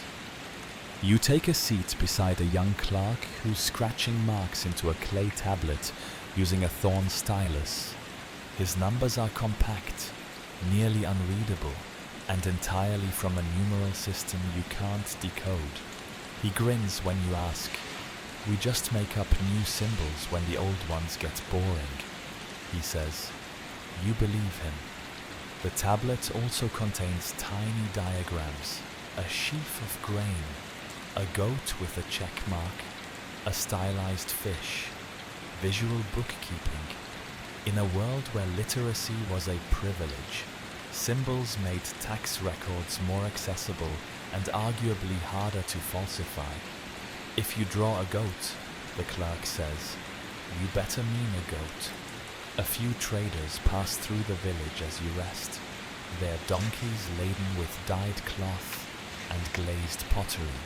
They pay their road tax in small bolts of cotton, each one weighed with a scale pulled from the saddlebag.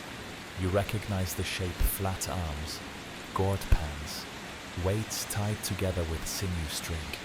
One of them uses a counterweight shaped like a snail shell. You raise an eyebrow. He shrugs. It works. A fringe theory suggests some weight shapes were designed to reflect the tax-type grain weights shaped like barley, spice weights like pods, textile weights like weaving combs. There's no consensus, of course, but as you turn the snail-shaped one over in your hand, it feels just plausible enough. The day drags on. More taxes roll in. Chickpeas, sorghum, a small but determined goat that takes 3 people to weigh properly. The inspector allows it only after it stops trying to eat the scale string. You sit back against a warm rock wall, your own scale beside you, and think about how little coin you've seen today. And yet, you've witnessed a fully functional, thriving tax system. Precise, portable, adaptable. There's something oddly beautiful in the simplicity. No barcodes, no spreadsheets, just trust, balance, and the weight of a tiger nut. As the sun dips low, the tax party packs up. The goods are loaded into baskets and clay jars, carried by donkeys that seem deeply unimpressed with their role in economic stability. You brush teff flour off your clothes, tighten your pouch of weights, and follow them down the path, wondering what tomorrow's taxes will smell like. By early morning, you find yourself inside one of the noble villas, perched just above the town, a structure of mud brick walls, shaded courtyards, and surprising quiet. The house belongs to a regional official, and the place smells like cedar shavings, stale incense, and old leather scrolls. You're not here to admire the architecture.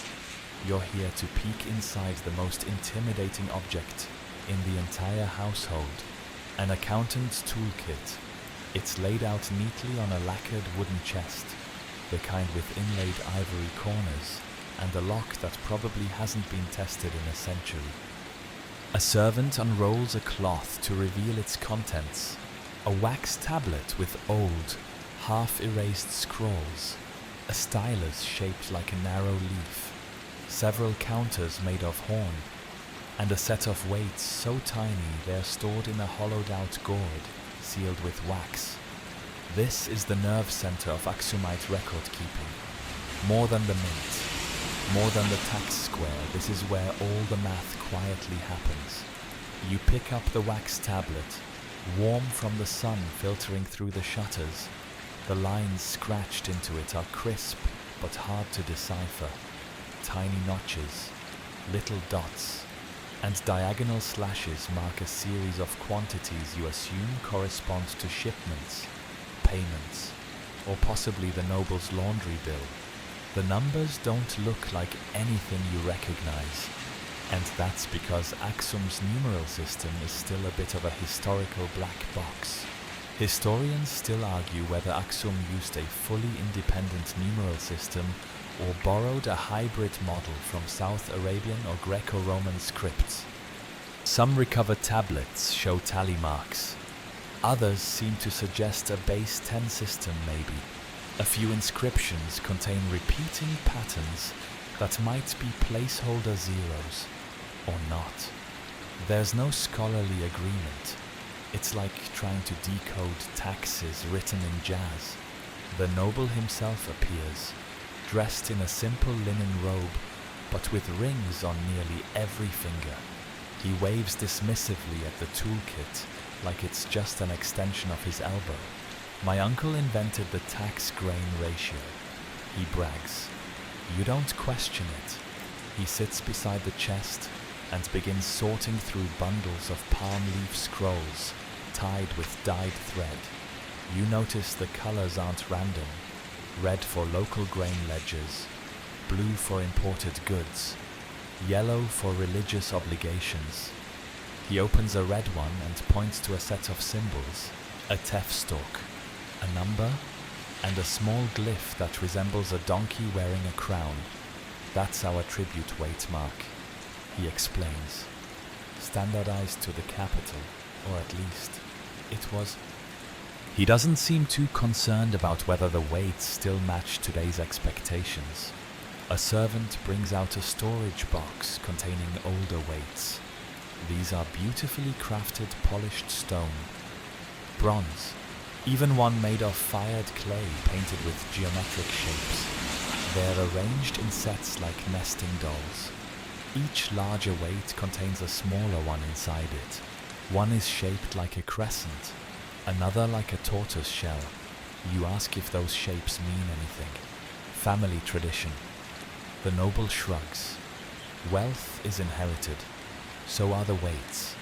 A fringe theory among archaeologists claims that noble families embedded hidden messages into their weights, symbols of lineage, secret codes of alliances, or even subtle digs at rival houses. There's no solid evidence for it, but some recovered weights do have carvings that make you wonder. You run your fingers over one etched with what looks suspiciously like a smug lion wearing a hat. The noble chuckles when you point it out. That's my cousin's, he says. He always did think too highly of himself. He invites you into the back room cooler, darker, lined with shelves of bundled accounts. Here, you find another tool, a tally cord, strung with alternating beads of wood, bone, and dyed clay. It looks like jewelry until you realize each bead represents a quantity or transaction type. When he slides 3 red beads and 2 bone ones down the line, he says, that's 3 sacks of millet and 2 for the temple. You blink. This is accounting by bracelet, a literal balance sheet. And then he shows you the piece de résistance, a master weight standard carved from obsidian, smooth and black as a moonless night. It's heavy, cold, and perfectly balanced against the noble's favorite brass scale. This one, he says proudly, hasn't been tampered with since the days of Ezana. You raise an eyebrow. He grins. That's what the scroll says. Anyway, you help him weigh a delivery, a bundle of dried flowers, strangely fragrant and wrapped in linen. He claims it's used for perfume oil, traded in highland markets. The flowers are weighed against a counterweight shaped like a fish. You ask why? Because it smells like one if it spoils, he replies.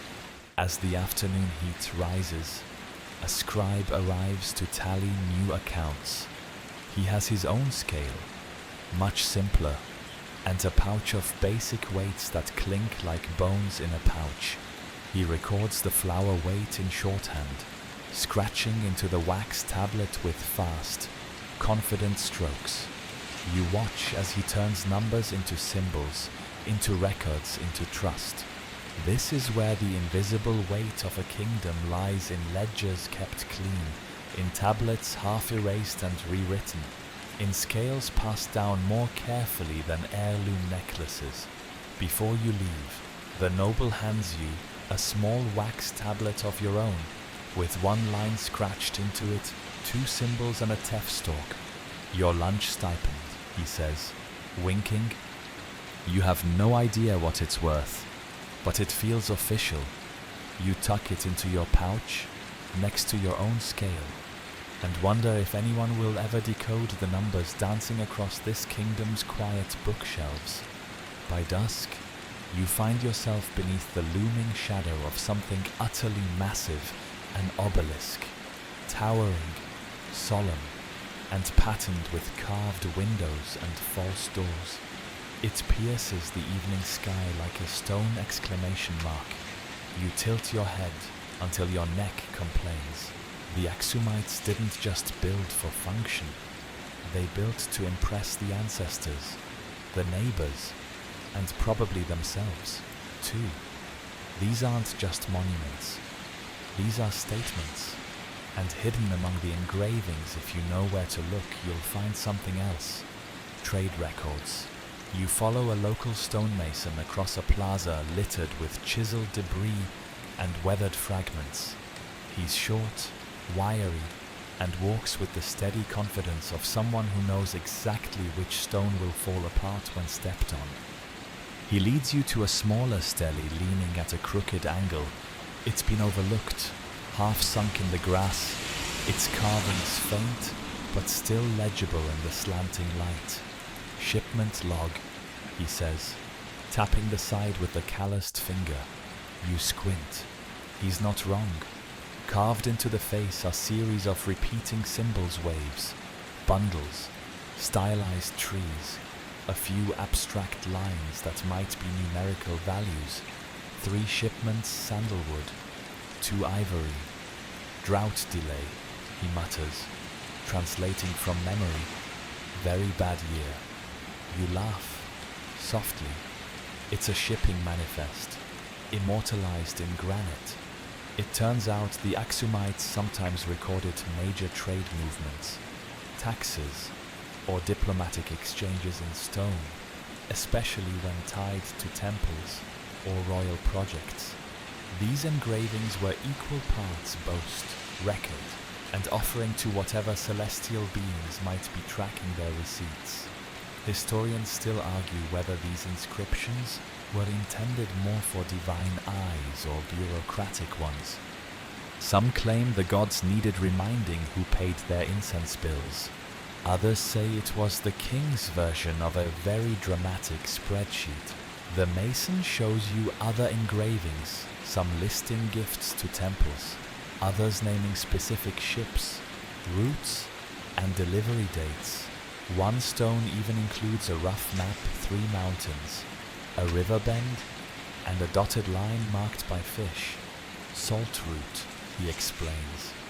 Before the floods changed it, beside the stele, you spot remnants of something more portable, a clay tablet baked firm in the sun, its surface scratched with what appears to be itemized shipping logs. You make out marks for honey, incense, cloth, and one slightly ominous set of lines labeled simply cargo heavy, fragile, secret. You decide not to ask. A merchant nearby offers you a tour of his export logs, proudly stored in scrolls tied with gold-colored thread. He unrolls one to reveal painted symbols, giraffes, teff bundles. And wait, is that a live elephant used for diplomacy, he says. Sent one to Byzantium once. Big crate. Elephants were indeed part of Aksumite trade, though not in large numbers. They were symbols of prestige and occasionally used as high-value gifts. Moving one required incredible planning, dozens of handlers, and an uncomfortable number of measuring tools. You picture a bureaucrat somewhere trying to calculate an elephant's tax value with a palm-sized scale, and sigh heavily. Still, the trade system had room for elephants and onions alike. You pass another stele engraved with standard weights and measures illustrations of scales, counterweights, and measuring cords. It's like an ancient ISO manual. Even the tool shapes are represented: narrow-armed balances for fine dust, broad pans for grain, heavy single-pan weights for livestock calculations. You marvel at the fusion here, towering architecture built for eternity, laced with the quiet hum of paperwork. You once thought of Aksum's obelisks as only religious. Now you realize they're vertical libraries, record keepers, frozen in time, collecting sunlight and invoices in equal measure. One fringe theory suggests certain stelae were built as part of legal disputes, land claims, trade deals gone wrong, or price negotiations settled with monumental permanence. The idea is that if you chisel your case into stone, it's hard to argue with it later, unless someone literally moves the stone, which, considering these things weigh hundreds of tons, seems unlikely. You walk to the base of the largest obelisk and run your hand along its corner. The stone is smooth, cool, but weathered from centuries of wind and rain. There are faint grooves here, almost like tally marks, though they're partially worn. A mason might dismiss them as tools marks, but you wonder maybe someone long ago sat here, tracking bundles, counting taxes, waiting for a shipment that never came. Before you leave, the mason hands you a chipped piece of limestone. Broken weight stone, he says, probably ceremonial. It's shaped like a tiny loaf of bread. You tuck it into your pouch beside your wax tablet, your star weight, and your increasingly peculiar collection of economic artifacts. As twilight sets in, the stelae cast long shadows across the field. Each one points skyward, but roots itself firmly in trade, trust, and the ever-constant need to count things that matter. You step back into the quiet, feeling the ancient numbers settle around you. Like dust on ledgers, night settles slowly over the road, but you're not sleeping yet. You're following a line of travelers making their way toward a hill shrine just outside the town, a popular rest stop for merchants, messengers, and the occasional wandering monk. The path winds gently upward, lined with fireflies and the flicker of distant torches. It feels more like a pilgrimage than a commute, and in a way, it is. These aren't traders, these are pilgrims. But they aren't walking empty-handed. Slung at their waists, in pouches or tied in strips of cloth, are coins tiny, worn, and oddly shaped, not for buying dinner. These are portable offerings, pilgrim's currency. You reach the shrine at the crest of the hill just as a soft wind brushes through the cedar trees. It's modest, an open stone circle with a raised hearth in the middle and niches carved into the surrounding rock. Flickering oil lamps light the area, their flames swaying like they're listening in. A man kneels, removes his pouch, and unties the knot with ceremonial slowness. He draws out 2 Aksumite gold coins, each stamped with the king's face on one side and a cross on the other. He places them gently into a shallow dish near the fire. No one speaks. The dish already holds other offerings, shell beads, iron rings, a carved wooden comb, and what looks like a tiny copper weight shaped like a sheep. You sit beside a young woman from a highland village. Her offering, a silver coin and a piece of dyed thread wrapped tightly around a bone weight. My father used this in his scales, she whispers. He never made a trade without it. The ritual isn't about the market, not really. It's about gratitude, luck, safe passage, or maybe just habit. But the objects offered are still currency, of a kind valued not for their purchasing power, but for their symbolic weight. Coins here aren't spent, they're surrendered, trusted to the gods, the ancestors, or whatever quiet forces govern high places. Historians still argue whether this kind of ritualized donation was standardized or spontaneous. Some think pilgrims were expected to give a certain weight, a certain kind of coin, depending on the shrine or region. Others argue it was entirely up to the traveler personal, improvised, a kind of spiritual bartering that mirrored the market below. One fringe theory claims certain shrines actually tracked the coins they received, melting them down periodically and recasting them into religious medals or temple standard weights. None of these objects survive with certainty, but inscriptions hint at divine scales and temple balances, suggesting the line between sacred and economic might have been, well, non-existent. As more pilgrims arrive, you notice a pattern. They all carry coin, but not all in the same form. One man has a string of iron rings, lightly rusted, but carefully counted. Another woman offers a tiny bead pouch sealed with wax, contents unknown.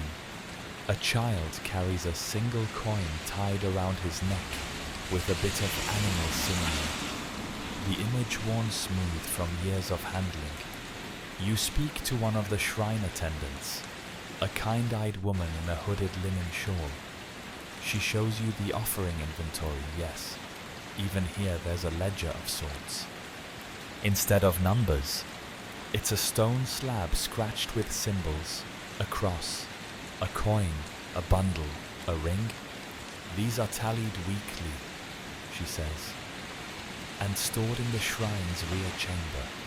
The gods don't need coin, she says, but the shrine does need repairs. You ask what happens to the offerings. Some are melted, some are given forward. She explains. A pilgrim short on fare may borrow one, but they always return it, or something heavier. That phrase sticks with you. Something heavier. You watch as one traveler older, slow-moving kneels and places a single iron coin in the dish. Then, after a pause, he adds a carved soapstone weight, round and warm from his pocket. He bows low and rises with difficulty, but you can see the relief on his face as he turns to descend. His pouch is lighter, but he walks easier. A scale rests beside the fire, more symbolic than functional. Its pans are filled with ashes and flower petals, but the message is clear: everything must balance, even faith. You stay until the last torch burns low, the coins glowing faintly in the firelight. There's something quietly stunning about it. A kingdom known for trade, war, diplomacy, and monuments, yet here, in this little circle of stone and breath, people still measure value in silence, in stories, in symbols they might not understand themselves. You reach for your own pouch, unsure what to leave. In the end, you choose one of the weights gifted to you, a plain one, brass, marked with a single dot. It's not the fanciest, but it's real, and it's been with you since the market. You place it in the bowl, whisper something you're not sure qualifies as a prayer, and rise. The wind shifts. The fire hisses gently, and the scales don't move. But you do. You wake with the sunrise filtering through the cracks of a thatched roof. Birds trill. Someone nearby is grinding grain. But what draws your attention is the soft, purposeful voice just outside a court is in session. No shouting, no banging of gavels, just conversation, sighs, and the familiar clink of a balance scale. You rise, stretch, and step into a dusty courtyard where a small crowd has gathered in a semicircle. At the center sits a man with grey-streaked hair and an expression like a weathered sandal. His robe is plain but clean, his fingers stained with ink. This is the judge not of kings and generals, but of property lines, missing weights, and people who claim a basket of lentils was short by a spoonful. Welcome to the court of tiny complaints and very real consequences. Today's dispute involves two traders. One sold a pouch of cinnamon bark to the other, who now insists it was half bark, half wood shavings. A fair concern, really. The accused shrugs with the confidence of someone who definitely added shavings, but didn't think anyone would notice. The judge listens. He doesn't interrupt. Then he motions for the weighing kit. The assistant brings it out, a worn scale with faded brass arms and polished pans, each no larger than your palm. The judge opens a small chest beside him containing the official weights, one shaped like a cowrie shell, another like a droplet of water. He tests the cinnamon sample. The pans wobble, settle, then tilt. Too light by a quarter weight, he says flatly. The trader protests, claiming the scale is skewed. The judge calmly places a standard weight on each pan. They balance perfectly. Silence. No one wants to be the person who accuses the scale itself of lying. That's basically treason.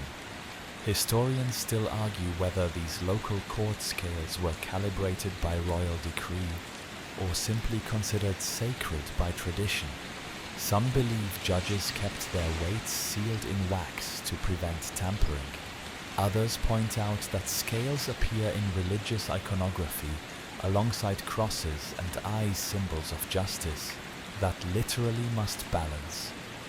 A kingdom's honor, after all, begin with equal measures.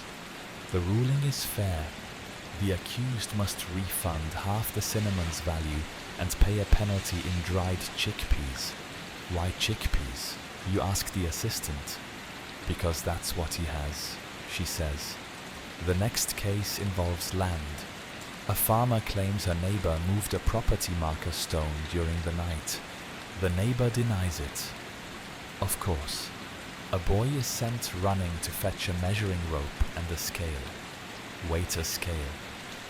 Turns out, Aksumite courts sometimes used weights to judge land boundaries not by size, but by the output of the soil. This plot yielded only 3 barley weights this season. The assistant reads from a tablet. The disputed land produced 6. The judge leans forward, thoughtful. Which side did the rain fall more on, he asks. You snort softly, expecting sarcasm. But the court takes it seriously. Rain patterns do affect weight. One fringe theory says some Aksumite villages had rain-based tax adjustments, logged by seasonal counters, little clay tokens baked with tally dots. No one's quite proven it, but several of those tokens have been found buried with irrigation records. The farmer wins.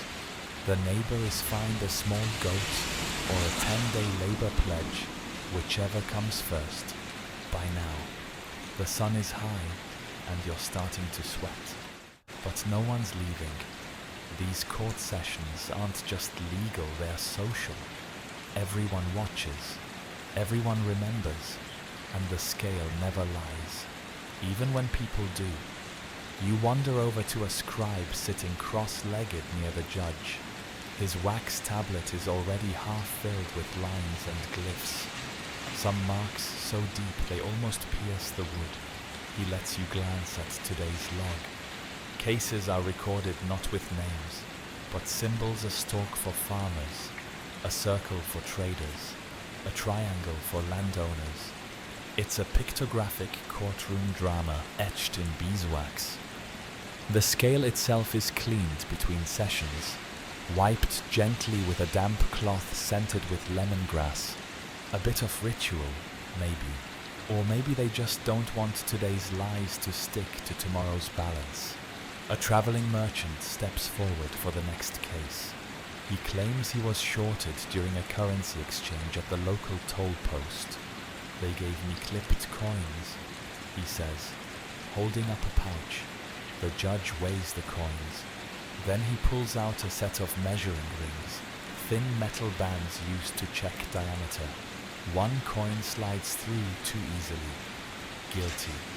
The toll-keeper must reimburse the loss and offer an apology, not the dramatic, fall-on-your-face kind. A formal, verbal one, but the words must include the phrase misjudged my measure. Public shame is its own currency. There's a certain poetry to all of this. A court without shouting, a judge who speaks like a librarian, crimes measured not in hours or handcuffs, but in grams and gestures. The scale, ever present, sits quietly between them, both tool and truth. Before you go, the assistant offers you a bit of gossip. Sometimes the judge tests his own weights once a month against the temple standards. Just to be sure, she says. He's afraid of slowly tilting to one side. Aren't we all? You step back into the shade of a fig tree and watch the next case begin. Two neighbors arguing over a clay jar of olive oil that smelled suspiciously like water. You have no doubt the scale will decide. In Aksum, justice doesn't thunder. It balances.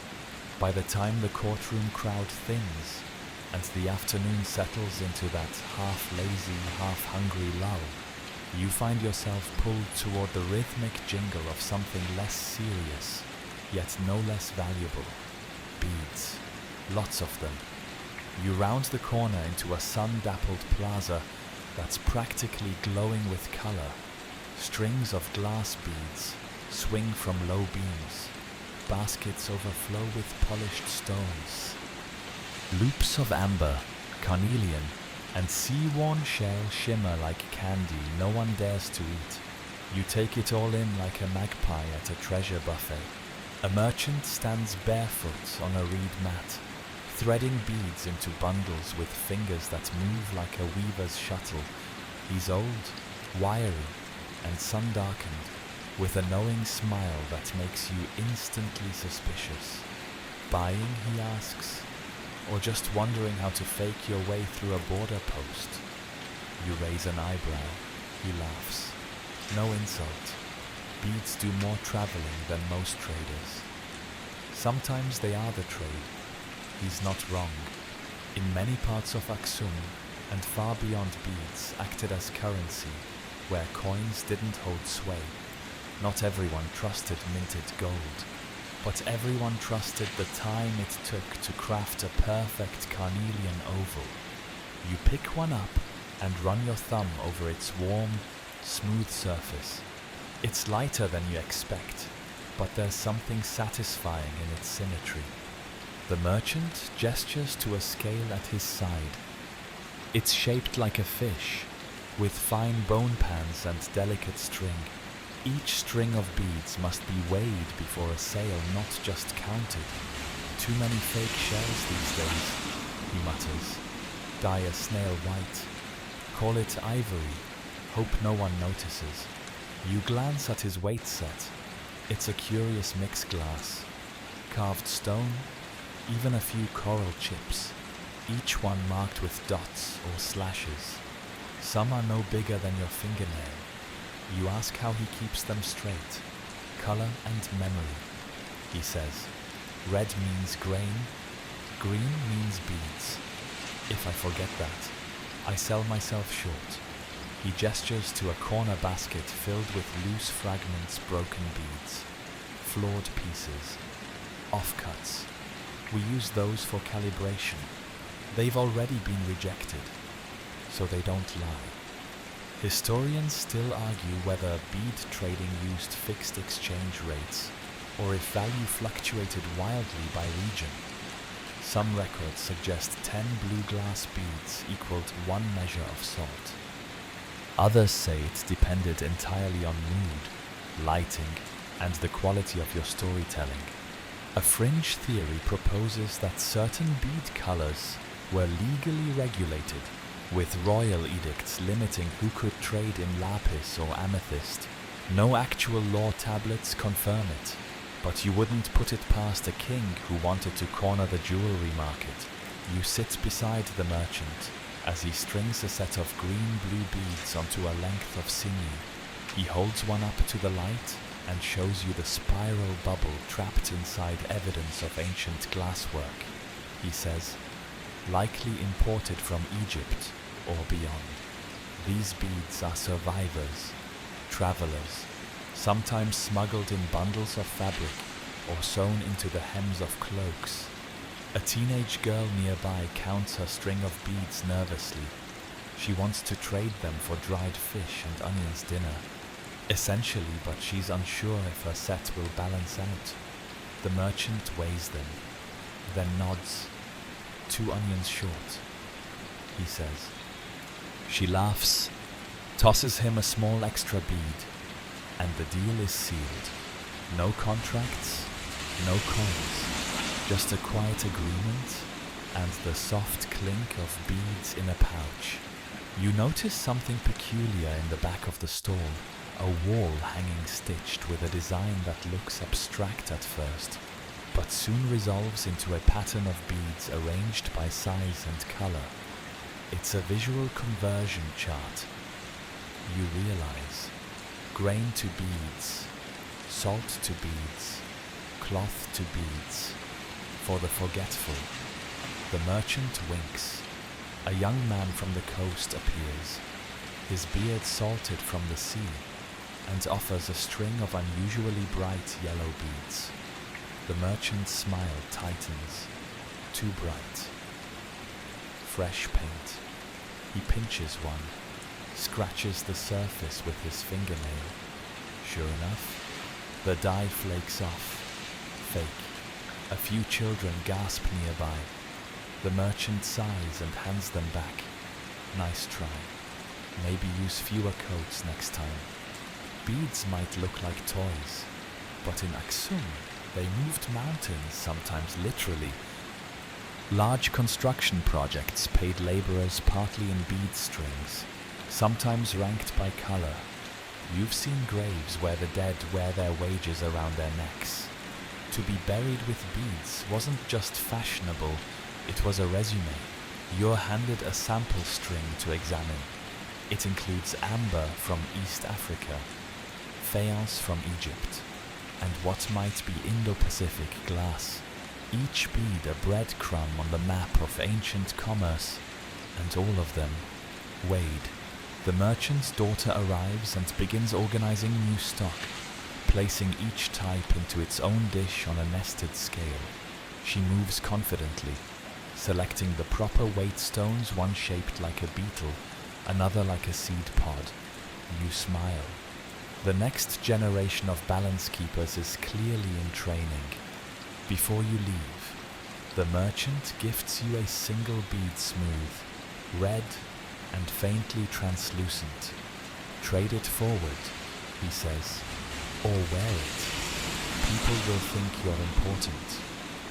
You tuck it into your pouch beside your ever-growing collection coins, weights, wax tablets, and now a bead that once crossed the Red Sea. In Aksum, wealth wasn't loud. It jingled, shimmered, and swayed softly from the necks of those who knew how to weigh what mattered. The road turns dry and quiet again, as you walk beside a caravan slowly chewing its way across the highland ridges. Camels grunt. Dust clings to your ankles.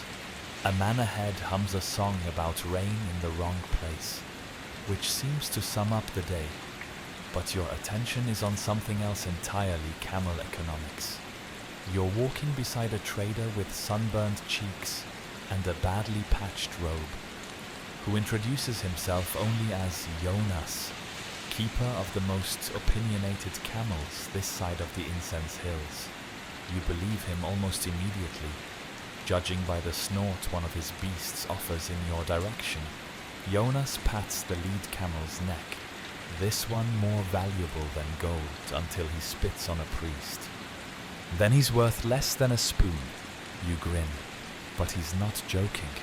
He adjusts the saddle packs, and pulls out a small set of weights tied to the inside of the harness. Yes, even here on a dirt road, with grumpy camels and cracked lips, he's weighing things. Fodder tax, he explains. Gotta know how much each beast eats per leg per day. You blink. Per leg. He nods solemnly. A four-legger eats twice what a lame one does. Official policy. Don't laugh. The toll stations do not care about your sympathy. Turns out, camels are taxed not just as goods, but as economic factors. Their value fluctuates depending on age, health, load capacity, and how far they've traveled without collapsing. And yes, there's a scale for that. Jonas opens a pouch to show a copper weight shaped like a curled foot. Camel depreciation marker, he says. If your beast limps too much, you pay less tax, but get side-eyed at every post. Aksum's economy didn't just measure product, it measured the tools of movement. And in this case, camels were not only transport, but high-risk, high-maintenance assets. You spot one trader arguing with another about a recent deal. He bought a 2-pace camel, only to discover it was barely 1.5 pace. The insult seems to sting more than it should. Historians still argue whether caravan tolls were calculated per animal or per cargo weight. Some inscriptions suggest a hybrid model base fee per camel plus additional rate per unit load. Others claim it was entirely informal, negotiated at each checkpoint with the help of surprise tiny scales and a few creative excuses. Jonas laughs when you ask how he tracks fatigue to load ratios. By the sigh, he says, the louder the sigh, the more weight we take off. Not scientific, but it keeps them from sitting down mid-trade. At a rest stop beneath a crumbling watchtower, you see more camel math in action. A merchant unfurls a cloth mat and begins weighing his own water ration. Every drop matters, he mutters. He measures how much water each animal has drunk, compares it to their load, and calculates how much longer they can travel without becoming the world's most expensive rug. You help him adjust a leather strap as he explains that some weights were custom made to reflect camel types. This one's for a Derrick breed, he says, holding up a squat lead disc. Heavy frame, light feet. Another is carved from horn and shaped like a fig, symbolic of endurance. Apparently, you wonder if he ever made a scale just to impress a customs officer. A fringe theory claims Aksumite traders used bone tokens to represent camel health small, marked with dots to indicate pace, stamina, or even behavior quirks. No one's found definitive examples, but one carved disc recovered from a desert outpost does seem to read, in ancient script, bites. You and Jonas share roasted lentils and tepid water as the sun slips behind the ridge. He lets you glance at his ledger, a scroll marked with trade entries, payment logs, and the occasional doodle of a very angry-looking camel. You spot a line item labeled emergency unloading fee. He explains, sometimes you toss the cargo to save the camel. Happens more often than we'd like. A younger boy nearby, probably a new apprentice, asks Jonas how you weigh loyalty of animals, of men, of trade partners. Jonas doesn't answer immediately. Then he holds up his brass scale. If it swings evenly, he says, you keep walking. If not, you've got decisions to make. Later, you sit beside one of the more mellow camels as it chews something unidentifiable. You think back to all the times you've seen trade measured in coins, incense, gold, teff, and realize that none of it would move without these animals and their tired, sighing rhythm. You reach into your pouch and finger one of your weights, the star-shaped one, worn smooth by heat and motion.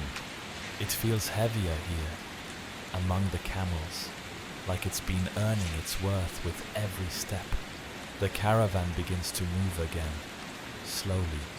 A plodding snake of groans, clinks, and coughing dust, and as the trail stretches forward, so does the math, one footstep at a time, measured in hunger, in trust, in scales that balance not just goods, but endurance.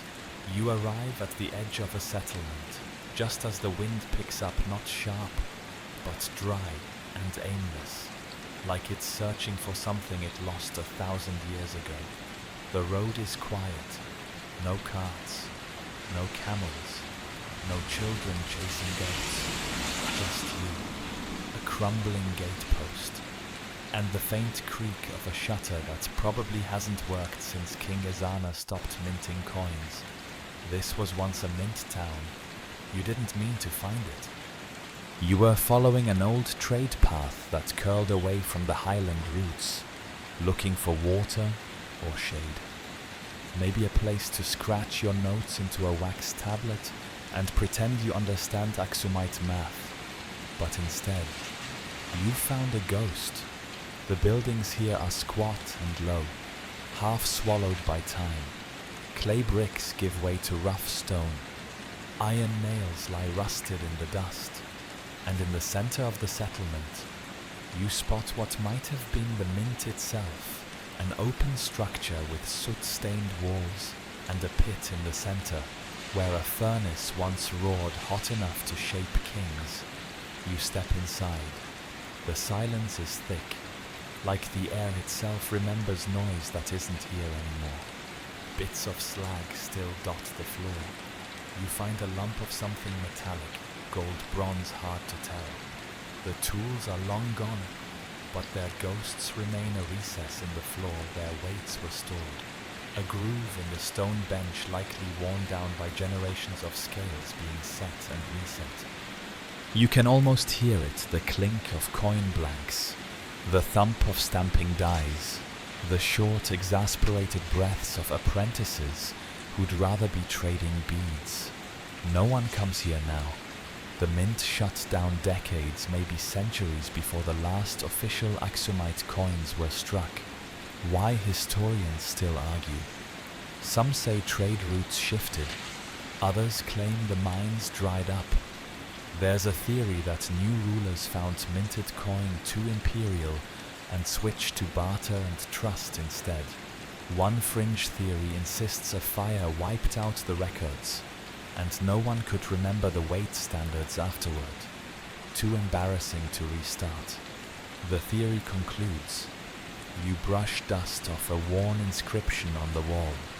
It's hard to make out, but you can see the old coinage symbols, barley stalk, starburst, maybe a sun disk. You wonder who the last person was to scratch notes into this place, to measure value in metal and reputation. You run your fingers along the stone where the scales likely sat, and you swear you can feel the divot where someone once weighed out their hopes in gold dust. Outside, you find an overgrown courtyard with what used to be a coin basin, a large ceramic bowl where finished coins were dropped to cool. It's cracked now, filled with wind-blown leaves and lizard tracks. You pick one up, brush it off, and find a faint stamp, the bottom arc of a king's crown, just barely. You sit there for a long while, not because there's anything to see, but because this silence feels earned. Coins, in their prime, were loud.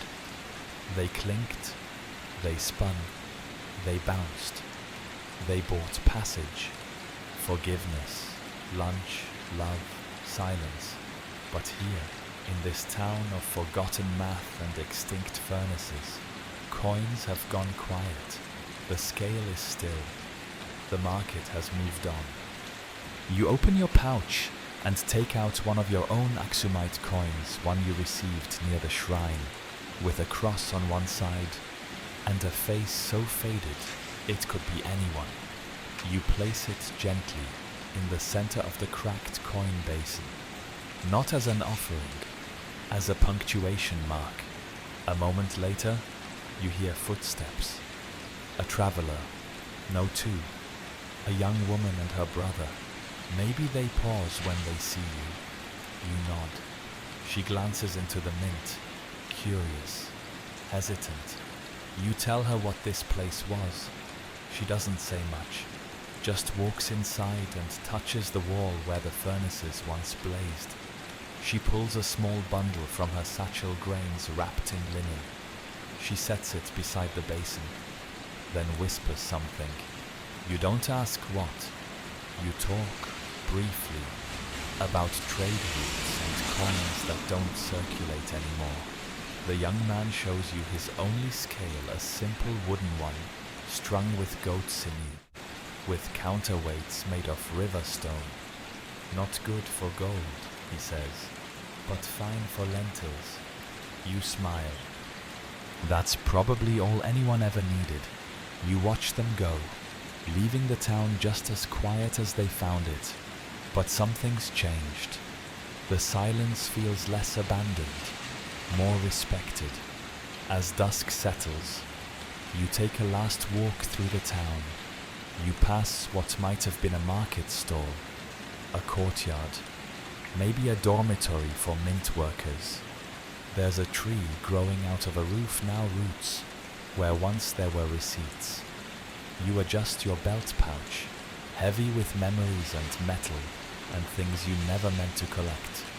The coin in the basin winks up at you in the last light of day, not asking for anything, not proving anything, just existing, like a final balance that doesn't need to be checked. You're back on the move, feet tracing a well-worn path toward a sun-drenched plaza where market stalls hum and clatter, voices rise and fall, and the scent of roasted grain drifts across polished flagstones. But something feels different now. It's not the bustle, or the bustle's cousin, the fussle. You've seen plenty of those. It's the way your fingers reach, almost automatically, for the pouch at your waist, not for coins, for the weight of it. You find a quiet corner beside a stone wall etched with old graffiti hearts, prayers, the occasional camel drawn with what can only be described as artistic ambition, and pull out one of your scales. The brass arms gleam faintly, dulled by sweat and history. A soft breeze nudges the pans, and you watch them sway like reeds. Someone walks past and nods, not at you, at the scale, like they understand. In the crowd, you spot all the familiar rhythms, a trader weighing honey in wax-sealed gourds, a child counting shells with exaggerated seriousness, a woman inspecting dried ginger, flicking specks off the scale's pan with a carved stick that might double as a toothbrush. Everywhere you look, there's balance, not always perfect, but present. Then you hear it, a dull clink. A modern coin, not Aksumite, not ancient, just now, dropped on a stall counter, barely noticed. Round, familiar, you pick it up, out of curiosity. It's smooth, printed, machine-made, uniform to the point of insult. There's no story in its weight, no variance, no thumbprint. It tells you what it is, without mystery or context. You hold it in one hand, and your tiny Aksumite brass weight in the other, and suddenly, the centuries fold in on themselves. The modern coin is exact, predictable, efficient. The Aksumite weight, it's imperfect, personal. It's been owned, dropped, borrowed, prayed over, and possibly cursed once or twice. And yet, in its tiny uneven heft, it feels like something you trust more. You remember the priest adjusting incense offerings, the bead seller checking for fakes, the noble's ledgers lined in wax and wrapped in string, the camel trader with his depreciation tokens. You remember the mint, silent as stone. You remember the child clutching a lion head counterweight like a family heirloom, and you remember the scales always present, always watching. Historians may debate the worth of Aksum's currency systems. They may argue about measurement standards, trade regulations, numeric notations, and whether the shrine coin piles counted as banks or bribes. But you've seen it. You've walked the routes, touched the weights, felt the balance sway and settle, and you understand now that wealth, real wealth, isn't just about what's heavy, it's about what holds. A woman approaches, basket in hand, and asks if you'll help her weigh her onions. You nod. Of course. You take out your scale, steady the pans, and add just enough counterweight to meet her trust halfway. She smiles. Still works. Of course it does. So now, as the market quiets and the shadows stretch long across the stone, you tuck your scale back into its pouch, cinch the leather tie, and let the hum of Aksum fade to a memory just soft enough to fall asleep to. Let your breath slow. Feel the weight of the day lift gently off your shoulders like a silk shawl. The dust of the road settles. The clink of coins becomes a whisper. The scales, once busy with barter, now rest quietly in their folded cloth, balanced, still and content. You've wandered through time, carried beads across deserts, weighed gold dust with temple-calibrated care, and sat beside judges who let tiny weights tip the fate of farmers and spice traders.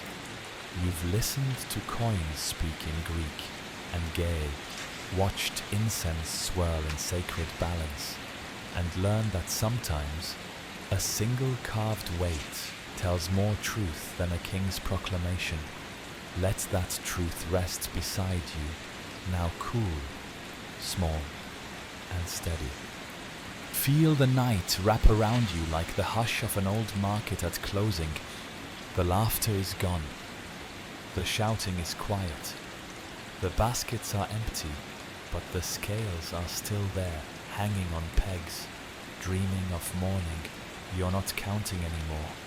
You're just breathing, in, out, and if you still feel the tiniest shift in your palm, like a brass arm gently tipping from memory to peace, it's just the last weight of the day, settling perfect.